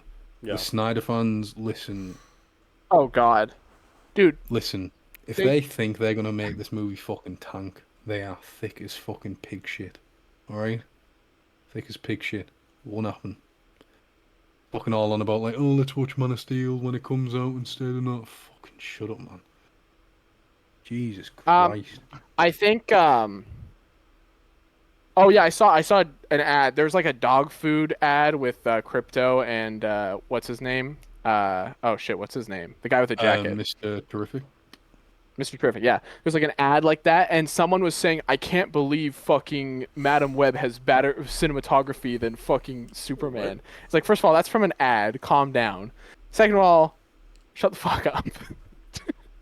Fucking so stupid. Yeah. Have you seen the Every- camera work in this trailer? It's insane. It's James fucking Gunn, great, man. you have given James Gunn. James Gunn has Do you know now, what going makes- from do you Guardians know what 1 makes to you laugh, now, right? swinging cameras and fucking like zoom Yeah. ins. It's crazy, dude. It's so fun to watch. You know what makes you The- laugh, right? These people who were like slating James for like this movie and stuff, you're forgetting that he made like a fucking solid trilogy in the MCU. You know, taking real bottom of the barrel characters and making them fan fucking favorites. You know. Mhm. Look, is So- Is James perfect? Probably not. No, but we've seen he I mean, clearly he's cares. done. Suicide Squad was great. Peacemaker Yeah, was and, great. and So he clearly cares a lot about this character and this movie, and he this might be his single most like passion project he's like ever worked on. He clearly gives so much of a shit about this. I mean, if you to the watch point. the behind the scenes thing they put out, he was saying like how he was like pretty scared to like take it on and stuff. Yeah, right, yeah. I bet. Because he knows So- It is- exactly how important Superman is. And when you watch this trailer and you watch the Fantastic Four trailer, like, Fantastic Four looks like it's going to be a fucking incredible movie. It doesn't look like it's going to be an inspiring story Yeah. about being better people. Which this movie does so far. Yeah, I will say they did show the teaser trailer when I went to go and see Thunderbolts, and hearing the theme, I was The like, That first on the trailer. verge of tears. It was that. That Like, first oh my trailer God. has had such a weird fucking reaction to my brain because when we first watched it together, I was just like, all right, it's cool. You know, didn't do much for me. Seeing it on a movie Which is theater crazy screen, to me because you were sitting on the I know. couch with me and the boys. I know, but it was just like, I don't know. I guess I've never been a Superman fan. You know, I've never have had fair, that connection yeah, before. So right. going into it, I was like, man, whatever. But then seeing it on I feel the like big that's screen, the problem as hearing well the that we have sound. with the character. They've Yeah. just never been able to connect with him because he's far too removed. You Because know, fucking that all the laymen Snyder think has that a- Superman's boring and Superman's like Yeah. just Boy Scout This goody god, shoes, and they you know. like and they're like, Yes. well, I like Omni-Man and I like Homelander because they're Superman Yeah. but edgy and dark and like fuck off. Sometimes watching a wholly true good person can be really entertaining. Just watching how someone, like a character like Spider-Man, who suffers so much to do the right thing. That is what's interesting about them. Not because, oh, I'm good. I'm good. Everyone loves me. I'm great. Because they try so hard to do right. And this is what that movie's tackling. That whole idea of like, Yeah. I'm trying my best to do the best I can, to be a decent human being, like Yeah. to be a And good he's person. not perfect, and he is flawed, and he's trying to No. do his best, and he feels like it's never good enough, and he's being made to feel Yeah. like that. And I think everybody's Yeah. probably gone through that, where you give it your all, and still at the end of the day, you don't feel like anybody appreciates it or appreciates like. And there's what you've definitely going to done. be things in the movie which, you know, like he's going to save the city and people are going to give him shit for it, and Oh, he yeah. probably will be questioning like, well, what's the point? That's What's the probably point? where Yeah. that's probably where that scene of him When and he's at Lois, the- No, Oh. when he's at the farm, when he goes back to the farm, he's probably like, Oh, Vince. yeah. Kent has to give him a speech, and he's still probably down about Yeah. it. But then, you know, he sees Yeah. something I happen mean, on the that- news, and there's his a mom's scene- like, "I washed your boots. I'll go get them." yeah, Mhm. like that's fucking great, man. It's Love it's so And she probably wholesome. fucking It's made so... that suit for him. that. Yeah, Probably. and And it's so sweet. He's such a good boy. He's such a good He probably boy. goes there I mean, after and, his like, suit there's a- gets all there's- fucked up, and then she repairs it for him. there's a sequence where it's like Clark and Lois, and then there's like that fucking weird ball thing in the background. Yeah. Yes, That's Yeah. going on. I kind of feel like that's definitely going to be like where he's kind of like, right, okay, I'll get back out there, sort of thing. Yeah, feel like I've heard some Guy people Gardner say and that them that are gonna might be, might be towards the end of the movie, Hmm. and I could see Yeah, I that. think so. It might literally just be the end of the movie, to be Yeah. honest. Like, if that's like, all right, go do your thing, and he's like, okay, I'm Superman, fly Yeah. away. Out on another adventure. You know? I love what does he say when he like points his fingers out or something? He does some shit like that. He says some cocky shit. What does he say again? He says, "Eyes up here."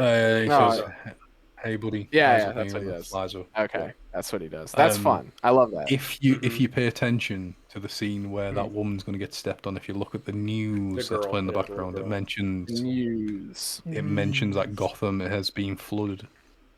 What? Interesting. What? So How the fuck It's does that- not- oh, they're- God. no, Pattinson's not in this universe. No, obviously not. But why the fuck? Oh god, that's confusing. I hate that. I hate- But James.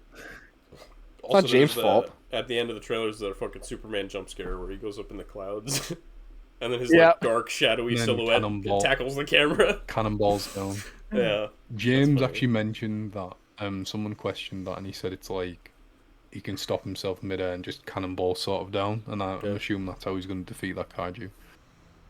yeah. He busts through his belly, and then the goo comes out.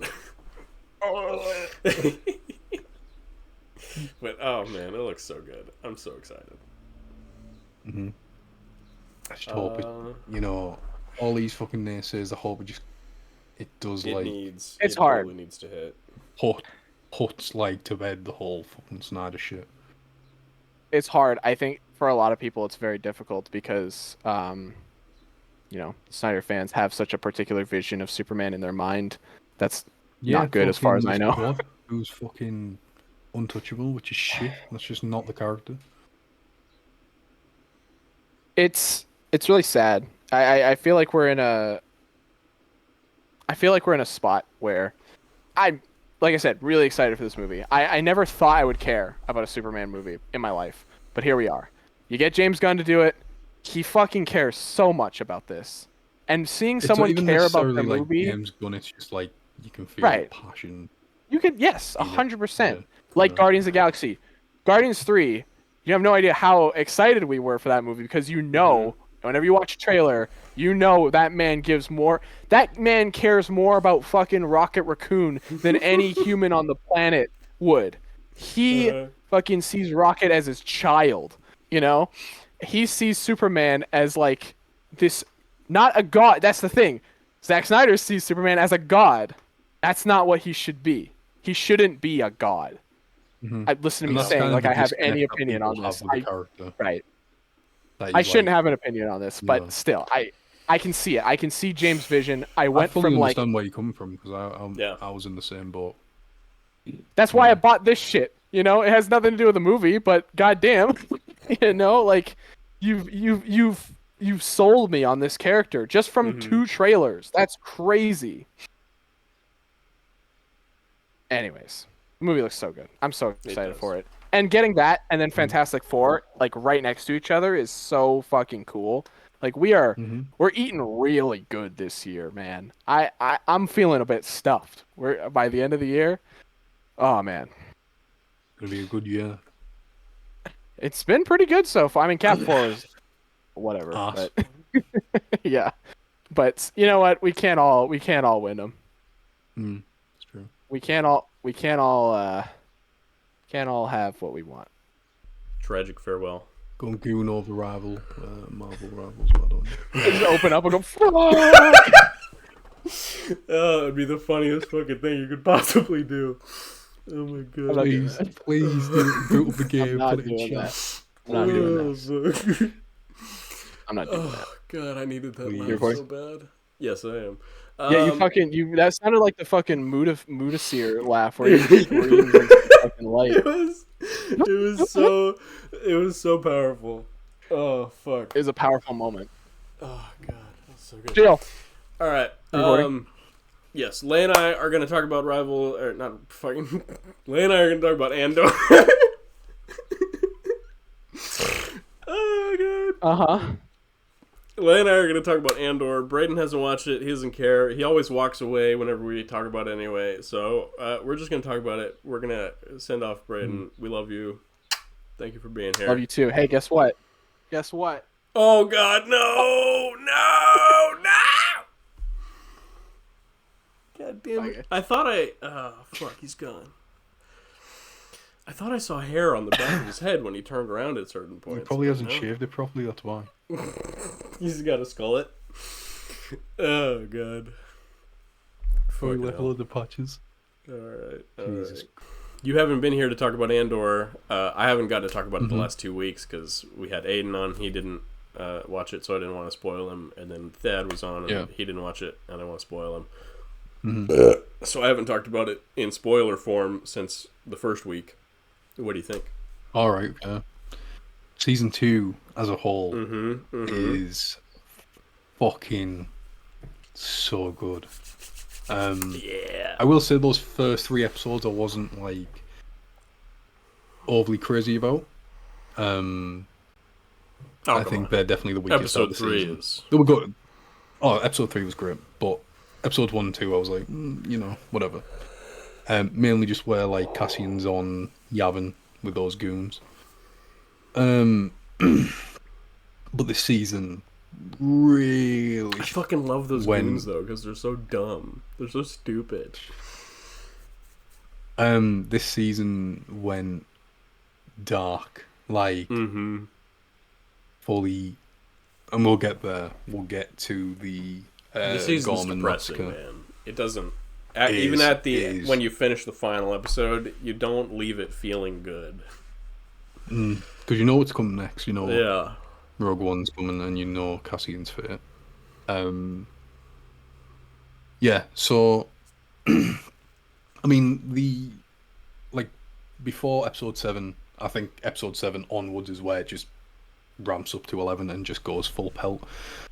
Before that, it was still very solid stuff, just great television. Yeah. And I really appreciate that we spent a lot of time on Gorman and setting this planet up so we have a connection with it. So when episode 8 comes around, it's really powerful. And I feel like that's going to be an episode where we're really going to like stick on quite a lot. Because it is such a...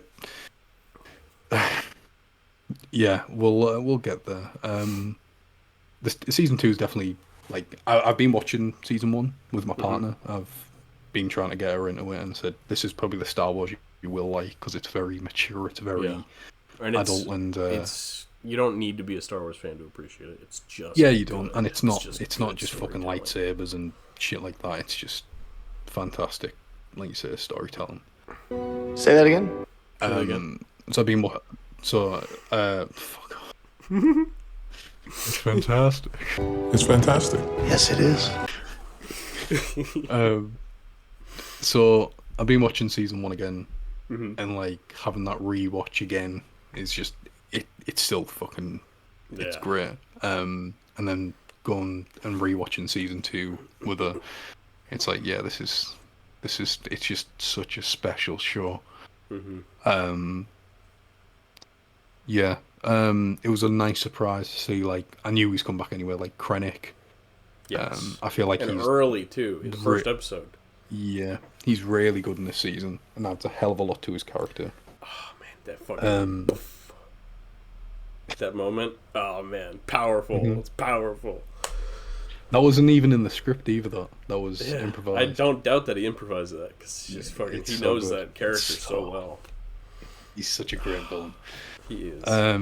I wish that he didn't die in Rogue One because God, I just want to see more. But I kind of feel like that's the thing with great villains. Like they always leave you wanting more. I know. I'm gonna be honest. Like I remember watching Rogue One when it first came out, and I thought I was a bit bored with it. And as I've grown up, I appreciated and loved it, and it is one of my favorite, Star Wars movies, hands down, like top 3. Like when I originally watched the movie, I didn't really care much for Cassian. I kind of feel like in that movie he's a bit of a nothing character, but having this extra baggage and extra weight with everything. I don't think he's a nothing character in the movie because he's the first introduction to like a darker, more ruthless side of Rebels that we ever got. Where he. I feel like he just kind of gets lost in the back with it, like when you have like the other characters and stuff, He does a little bit, but then like there's the tension of he's lying to Jin, he's gonna kill Jin or Jin's dad. I still think he's probably the most. Him and Chirrut were always probably the most interesting of the main cast. Yeah. I mean, I love Kay. I love him. I mean, I'm a sucker for droids anyway. There's so little of him in this. It's such a shame. Yeah. We get one scene and then 2 episodes, and that's it. Because he's great, and it's like he's so good. That like poker scene or whatever when he's at and they're all laughing at him. He's like, I don't believe this. This is preposterous. We've never acted like this before. I loved all that. I mean, listen, we could talk about how great the show is, but I suppose we should really talk about episode 8 because I feel like that's the episode I want to talk about. Dude.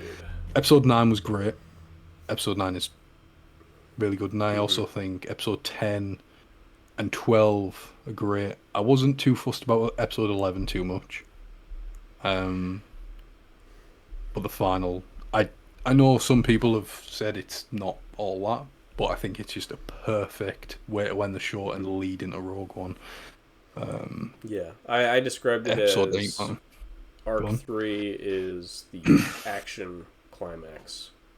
Arc 4 is the emotional conditioning aftermath for the story to be over. And set you up for what's to come. Yeah. Obviously, Rogue One isn't a happy ending or anything like that either. And that you feel it, like it weighs on you in those last 3 episodes. But yeah, episode 8.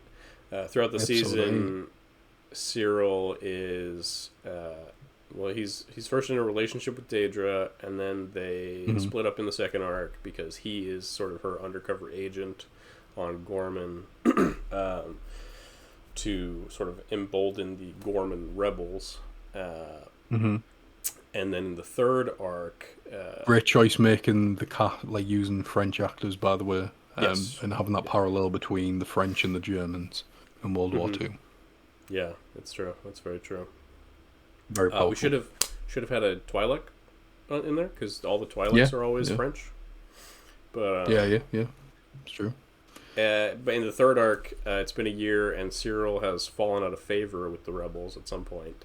But Daedra's there, and so they're presumably back together. But Cyril's sort of fallen out of love, and he's become very disillusioned already. You can already kind of feel it in the first episode. But then episode 8 comes, and oof, that was just the tension the entire time. Like when they started gathering everyone up, and I was like, Cyril, you need to get out of there, man. You need to get out of your apartment. You need to get to the fucking safe zone.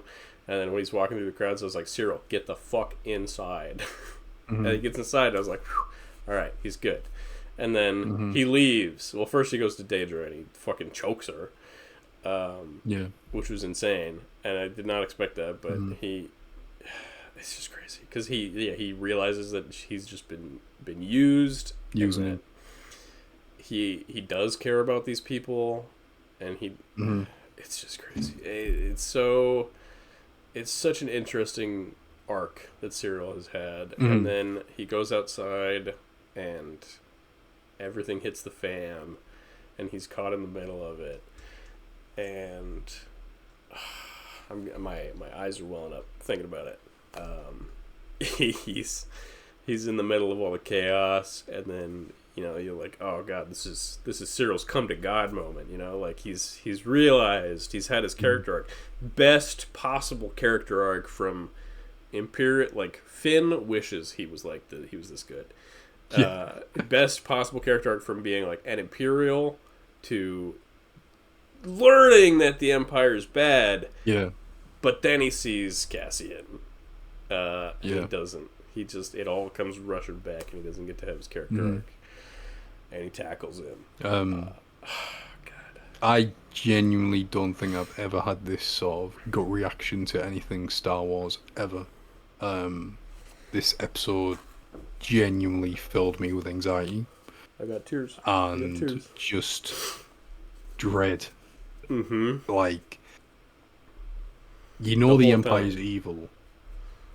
They're evil, but to see the way they manipulated this was just sickening. Having the just slowly ramping up the tensions, having the sniper take out one of their own, to start it off. To mark them as, to make the Gormans look like they started it, so that they're justified. And then, and these are just defenseless civilians just getting slaughtered, and there's, you're watching it and you think, like, come on, Cassian, fucking do something. But it's like, what can he do? Yeah, what can he do? He can't do anything. You kind of wish, like, fuck, you want a Jedi there, like, fucking, that'd be. But it's not that kind of story. This is. It's not. This is the Star Wars that you don't see much of. This happens, we just don't see it. This is. And obviously. This is the actual feeling of what Order 66 represents. Because Order 66 represents, the Holocaust, essentially. But this is like an actual genocide, and you're seeing it. Like they've been brought into this one camp, and they're being gunned down, and it's just, oh god.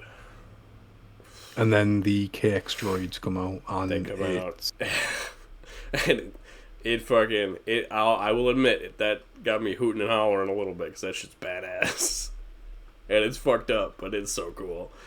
Oh man. I mean, those droids enjoy hurting people as well, so it's pretty fucked. It's so pretty fucked. It's so fucked, but it's so good. It's when the patrol came out with the shields and stuff, I was honest to God, I was sitting here, I was like just waiting. It's like you're waiting for a pin to drop, because something's gonna fucking happen. It's just you're waiting for it. Yeah, you just as soon as don't that know order what was given and to, as soon as you saw the sniper taking his aim for one of their own, and it happens, and there's just these defenseless civilian men and women who are just like and they're just getting fucking shot. It's like, Yeah. what the Just fuck like the is guy this? drops, Like, and then he like looks down, he looks up, and just point blank, blam, right in the chest. yeah. It's like, this is like adult Star Wars, you know. This is Yeah, I mean, there's a definitely not sexual assault kid-friendly. scene in the first arc, you know. And yes. it's again. Star Wars so... theory can fucking cry about Oh that. god, fuck, Star Wars theory is a joke, but fucking like fucking- that's so real, and it happens all the time, and and throughout history, and like one of my favorite movies is Hotel Rwanda, and that talks about the massacre with the Houthis and the I forget what the other faction's name is, but it happens there, you know, like they just massacre all these people, and then also sexually assault them and like steal from them, and it's all these horrible things, and that's what happens when you have a group in power that just feels like they can do whatever they want, and you know they've got people that are lesser than them, and like, you know, you wouldn't necessarily think of that in Star Wars because we've never seen anything like that, you know, but to show it just makes you think like, fucking hell, like what actually happened, like stuff we haven't seen, you know. You know, it's definitely happened, like that officer or whatever has definitely done it before. Oh, sorry, Tutsis And the Hutus. Yeah. Rwanda. And again, like going back to like what Theory was crying about, it's like, oh, Vader wouldn't allow this. Anakin slaughtered children. Vader committed genocide, and then he mentions how Palpatine wouldn't allow it. Yeah, Palpatine, fucking away, mate. Fucking hell. Think of the characters you're fucking talking about before you start spouting shit. Right. Fucking idiot. But it just makes the Empire more human, if that makes sense. Like, it's more real. Yeah. Yeah, because actual and I guess, people are capable of those horrible things all the time. I think why it's had such a reaction is because it's so real. It's so real. But and it's been like that whole first arc is so relevant to America right now with the visas. They just say it outright, visas, and you know, undocumented workers and like immigrants. Yeah. It's just so real and so accurate, and it just hurts because you know it's real. Yeah. And if you watched it and you're like, oh, I don't like this is too political, you're part of the problem because you're refusing to acknowledge. Because you're trying to acknowledge that it's real. Yeah. Which is a real shame, but you need stuff like this to remind you of what it's like. Yeah. And again, like going back to like. And Star Wars has always been full of these illusions and messages. Oh yeah. But always been fucking, you know. Lucas has always said the rebels are like. Political. Yeah, Lucas has said the Empire was like the U.S. Army, and the rebellion was like the Vietnamese and stuff like that. It's like, you know, it makes sense. You know, he's been very, very honest and vocal. And I saw an interview where he's like, yeah, well, if we would call them terrorists, you know, where he's talking about rebels. Yeah. But you know,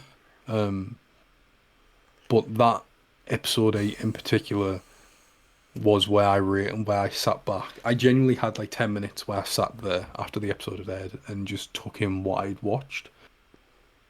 And that, like, the episode did bring me to tears because it was just so powerful. It was genuinely like watching something out of World War II. And I think it's just exceptional storytelling, which we're probably never going to get again in Star Wars, which is a real shame.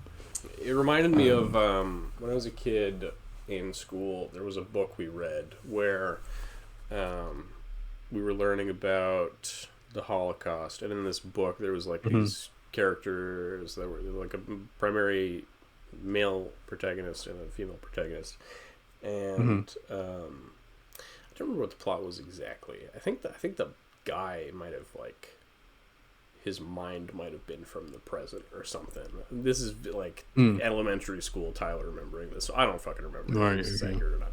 But he falls in love with this girl who's Jewish, and he's in the body of a Jewish person, or he is a Jewish person. I don't remember if it was time travel related or not. But they get trapped in a fucking barn, and they get burned to death. And that broke young Tyler's heart, because I didn't comprehend that people could do that. But then they do. Yeah, the show did this really masterful thing of, again, just showing how real it can be, despite it being sci-fi and fantasy and stuff like that. It's, it's just because we've never seen it before. We've heard the Empire does this stuff.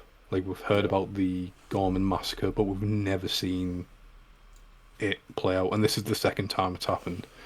And the closest we've sort of gotten is Rogue One and Rebels. Yeah. And I didn't watch Bad Batch, so I don't really know if they get into this sort of Bad Batch. But Rebels sort of touches on some of this, but it's Rebels, it's a kid show, so they can't get this dark with it. Bad Batch did get, when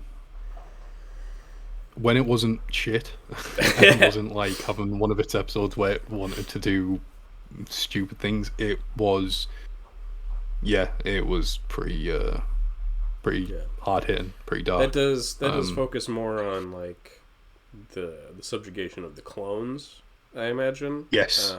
It does. That minority group is treated by the Empire, but still, it's yeah, a very and thing. there's a whole thing where there's clones that are being experimented on and trapped and stuff like that, and in the final they get released, and it's a very powerful moment. Where the Bad Batch are releasing, these clones from cells and stuff. And again, it's very... Because the Empire are the Nazis, Yeah. We all know that. We all know. Well, I Even mean, if we do love our stormtroopers. They might just be us. They might just be us now. Yeah. Which is crazy. Yeah, I mean, as much as we love our stormtroopers, the Empire is shitty as fuck. Yeah. It's really bad. Obviously not everyone in the Empire is like that, though. It's just, you do get individuals, and that's just the case for everything. Yeah. Like, not defending the Empire back. I would describe Cyril as a good person who believes in the Empire. Who wants... Yeah, he wants order in the universe, and... I agree. He thinks he's doing the right thing, and he thinks that he's helping people by helping the Empire. And then he dies for it when he realizes that he was wrong. That he was serving the wrong side, essentially. Yeah. Now, obviously, we get, like, episode 9, which is another great episode where Cassian is tasked to save Mon Mothma from the Senate. That was a great episode. How did you feel about the Bail line. Organa recast? I'm in two minds of it. Okay. One is, it didn't bother me until it was pointed out, and I was like, oh yeah. Did you even realize that the it other was side Bail at first? No. Yeah, I didn't think so. At first, I was like, is that meant to be Bale? And as soon as it was mentioned, I was like, I don't mind the new actor. Obviously, he's not the original. And I don't really think he definitely would be like the new actor per se. I think it would probably just because of scheduling conflicts. Yeah, which is a shame because I definitely think I can't remember the original actor's name. He would have been. He would have. And he's been there since like episode 2 as well, which is a real shame. Yeah. And he's been anytime Bale has appeared, he's been the role. Jimmy Spitz. Yeah, and he's been Jimmy Spitz. That's it. It's a real shame that his schedule wasn't free. Because he's filming. There's some great moments with Bale in episode 10 as well. And that speech, I mean, Andor does such a great thing with monologues and stuff. Yes. But like Mon Mothma's speech in the Senate, and talking about the monster is coming, the monster is Chancellor Power, that is fucking brilliant, man. And And obviously, there's a different version of that in Rebels. Yes, Which I there is. appreciate. It wasn't copy and paste. A lot of people are actually upset Cassian, about that, like because it's like retconning Rebels. Or I whatever. like it personally. She just gave another speech, or whatever. The Empire altered the speech or something, whatever. Yeah, it's good either way. Mm-hmm. And it's like again, Cassian's line, I didn't even think about welcome this. to the rebellion. Yes, So I didn't even think about it until now. That speech is so real and relevant, and I don't want to keep harping on it, but it is like stuff like that has happened in America or needs to be happening in America. It's and you have a lot of that, like the parallels and stuff like that with Palpatine now and Trump. If Trump wants to go for a third election, I'm sure he will try, just like Palpatine did as the Supreme Chancellor. That's right, little cat. So, Episode 9, fantastic.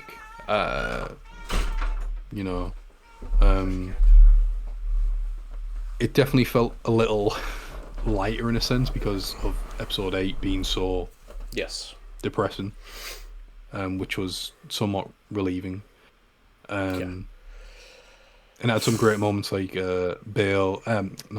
Cassian shooting Mon's fucking driver, we've got him, just fucking shoot with him.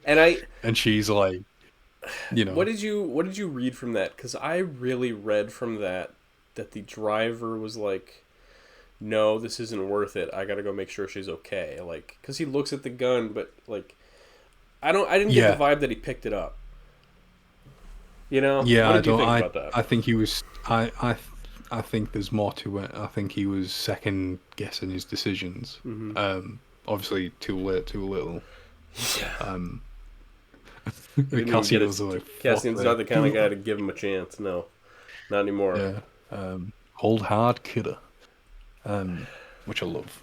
I really, honestly, Cassian is genuinely, I think, one of my new favorite characters in the entire franchise. I just think I would say he's brilliant. My favorite rebel. Easy. Yeah, I'd agree. Obviously, we love the original, like Han, Leia, and whatnot, but Cassian is just. But like of Han and Leia and Luke, like I only really identify Leia as a rebel out of those three. Yeah, that's fair. Luke's the Jedi, Han is Han. Yeah, the smuggler, scoundrel. Yeah. Yeah. And he obviously fights for the rebellion, but and he becomes a general, I guess. But I never really got associated him so much as like in working for the cause. And he wants to leave anyway in episode 5 anyway, so yeah. Yeah, and then there's honestly I've got nothing to give for like episode 9. It's just another great episode. Episode 10. I knew it had to happen. Yeah, I did. It felt like so much longer of an episode just because you're waiting for it to come. Yeah. And then Luthen has to die by the end of it. He doesn't get to make it out of that episode, and it's rough. Yeah. And it has to come at the hands of Clea, who we learn he essentially saved and raised as an ex-Empire individual. Yeah. It was heavy, man. Which and I was always curious about their relationship anyway. I was like, what's the deal, So just to have that confirmation that it was like a father-daughter sort of thing. For the one guy who like never trusts anyone and sacrifices everything, he trusts Clea to a fault and would never sacrifice her throughout the whole show. Mm-hmm. She was offering herself as well to go and like do what he was going to do, and he was just like, he knew. He knew his time was coming. And again, I did tear up at that, seeing him go, because I really love his character. It's a real shame, because he just seemed like he was ahead of the game with everyone, like always at one step ahead, and always had the nicest toys and stuff like that. I think he just stagnated. He says they stuck around too long. You know, after Yavin formed, he should have just left and gone with them. But he still wanted to play it by his rules, and then his rules. You know, he wasn't advancing anymore. He just stopped in place, and then that gave Daedra time to catch up. Yeah, he says we're drowning, and you're acting like everything's fine. Mm-hmm. You know,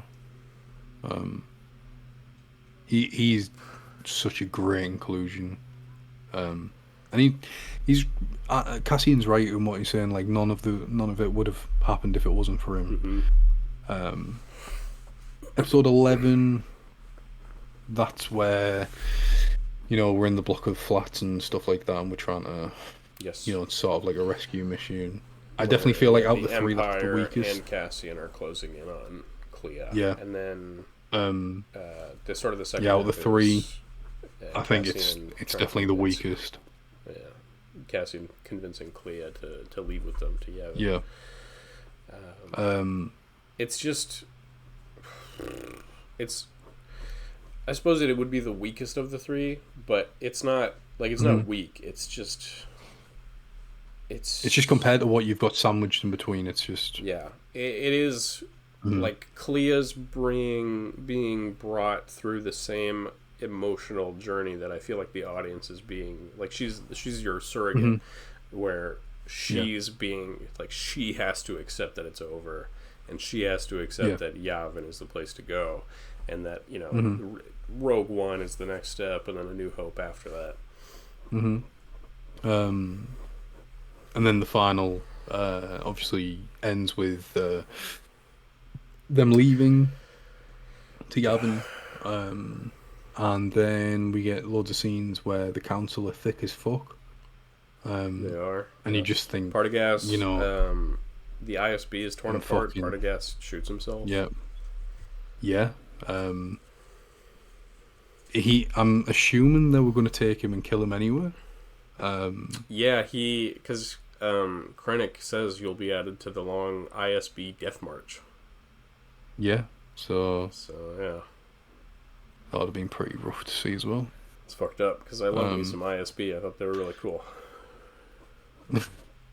Like just the like, the bureaucratic, like, you know, checks and balances for the Empire, and then taken. Yeah. It's Krennic wasn't fucking messing. He's fucking. So I was like, I wasn't expecting him to shoot himself, but he was playing that Nemec's yes, his manifesto. Yes, which I thought was interesting because obviously the manifesto is talking about the rebellion, how it's starting, how it's spreading, and he's kind of having this moment of, you know, it kind of seems like he's reflecting and kind of thinking maybe he's right, sort of thing. You know, everything I believed in. I've seen two takes, and I think it's a bit of both. Where I've seen some people say that he's realizing that like they were too slow and they failed to stamp out you know the flames of rebellion, and then I've seen the other take where now he's listening to that and he's seeing it from a rebel perspective, like he's seeing what they mean, and like his last act of rebellion is him shooting himself, and I think it's a bit of both. I mean, it was a powerful scene. His first and last act of rebellion is him shooting himself. Which is actually a strong mirror to Cyril, if that is the case, because Cyril essentially comes into the concept of being a rebel and then dies for it.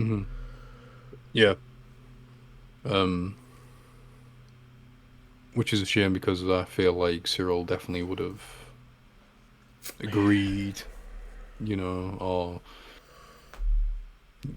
actually I could considered. just see him on Yavin, just being a part of the team, you know. Yeah. And he would be so good too, because he's just such a strong like leader character. Even though he's very unassuming, but you wouldn't think that he'd be a good leader, but he is. Going back to that scene where he shoots himself, it was like you know, it's very powerful because you don't expect it. And again, that other ISB member that comes in and says, "Yeah, I've heard parts of it," as if it's like he's completely dismissing what's said and everything, whilst he's actually taking it in, and you know, and then I think how it goes. We cut back to Yavin. Partagaz, the interesting part, that ISP agent, Partagaz asks for a minute, and he steps outside, and he knows what's happening, and you hear the shot go off, and then the Stormy's like step forward, and he's like, it's just it's interesting because you just, I think that's one of the few times you get to see an Imperial officer really show like solemn respect for another officer. Yeah. Like those TK troopers could have went in and, you know, done whatever. I mean, there's nothing for them to do, but like, but him having that bit of humanity, just to, you know, leave him there for a bit, in peace, I suppose. It's just so many layers to it, and there's just, you could sit here for hours and just fucking just deconstruct absolutely everything. I think that's the beauty of it. And again, and then it starts to like set up Rogue One and where Cassian's going next and stuff. You get a montage of sort of where everyone is. Yes, which is Daedra's in at least a very similar prison to the one Cassian was in season 1. I'm pretty sure it's meant to be the same one. Probably. It looks the same. Which is a terrible end for her, but she's a shitty person anyway, so fucking eat shit.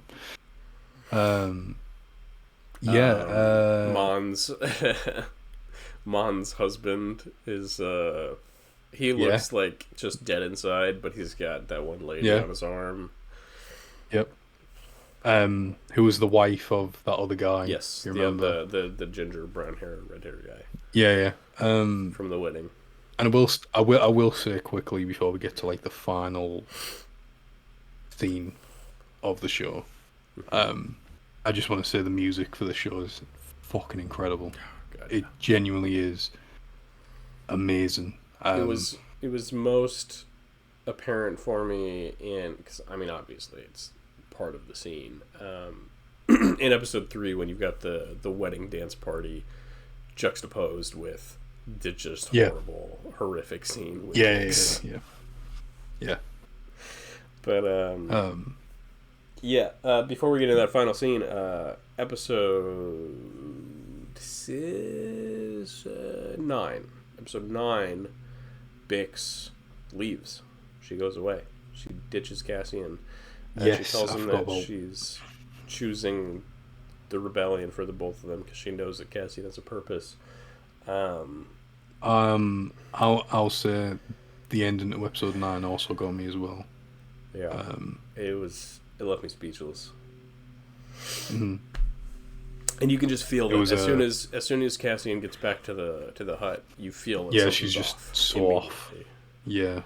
And even just before he gets inside, you can just feel it, and then the whole time, and then she's gone, and he sits there, and he listens to the message, and at some point he also went after her. Yeah. Great ending to the episode. Yeah, I'm glad she didn't have to die, but God, it's so tragic because they both. And then you get like a total whiplash of K2 coming back. K2, that could have gone in the next episode, honestly. But whatever. But like the tragedy of like both of them want to find each other after, it's all over, but Cassian doesn't get to. Yeah. Meanwhile, Bix is back with B2 on the farm. Which I was happy about. Yes, I was so happy. I was so happy to see him again. Because I was like, he's been on his own for so long. And Bix walks out in the field. And you get that baby, which is a beautiful scene. And again, the music. She's got Cassian's I think the music is used The music's the same music used in One Way Out, I believe. Mm. And just this really beautiful lingering shot on her looking up to the sky, and it's like you know what's coming for Cassian. Mm-hmm. He's never going to see her again. And again, this final, like, I was crying, you know. I'm crying I was right in now. tears watching it.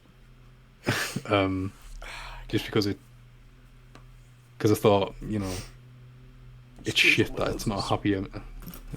it's not a happy ending for Nope.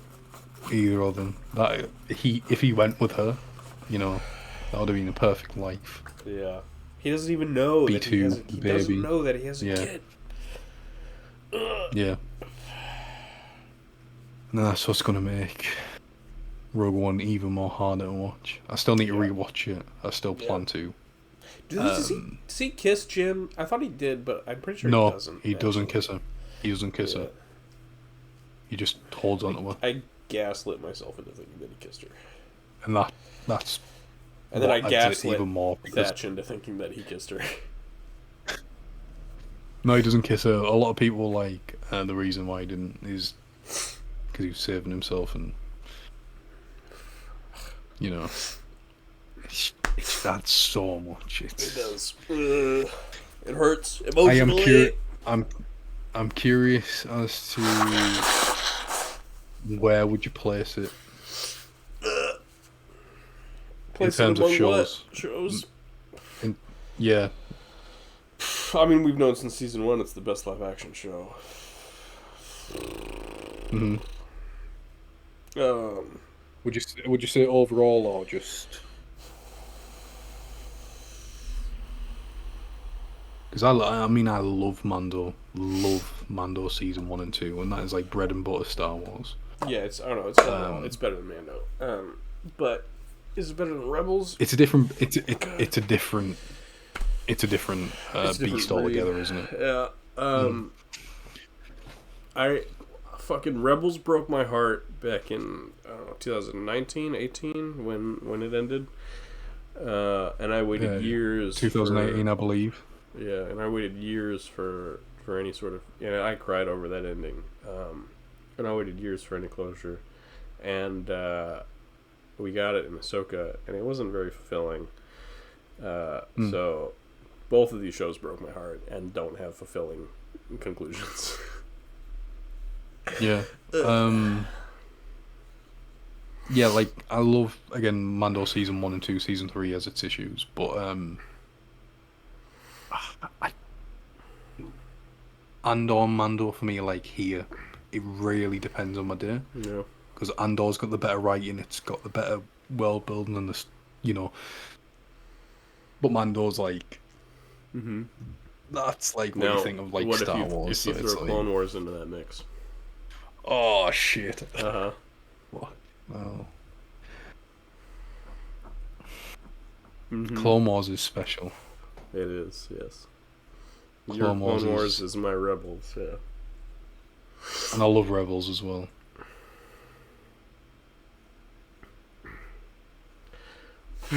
Clone Wars. Because I genuinely think Andor and Rogue One are two of the best things Disney's made with this franchise. But again, I love Mando. Not to knock down Mandalorian. I mean, up until a point. Yeah, and that's Clone Wars, Andor, Mandalorian, Rebels. Yeah. That's how it's going for me. Yeah. And maybe hopefully- Ahsoka. Hopefully Mando and Grogu can elevate Yes. Mando again. Yeah, definitely. I'm looking forward to that. But that's Andor over and done with. You know, sure that when it was first announced, I didn't give a shit about if I watched it. But Yeah, why I would waited I? months to watch the first season being- until everybody told me that it was just be- fucking great. To being one of, if not the best things this franchise has made, in all honesty. If it if it had gotten its full like 5-season plan, I think it would have probably beat out Daredevil as my favorite live action show. Yeah, it's a shame we've only got 2 seasons of it, but Yeah. And you can sort of see and feel how each arc would have been a season on its own, but it doesn't. I don't think it ever Yeah. feels rushed absolutely. to me. No, it doesn't. And it's done so well. Yes, I will say it's not for everyone. Depending on my mood, I would probably put Mando above it. You know, depends on what day I'm feeling or how I'm feeling.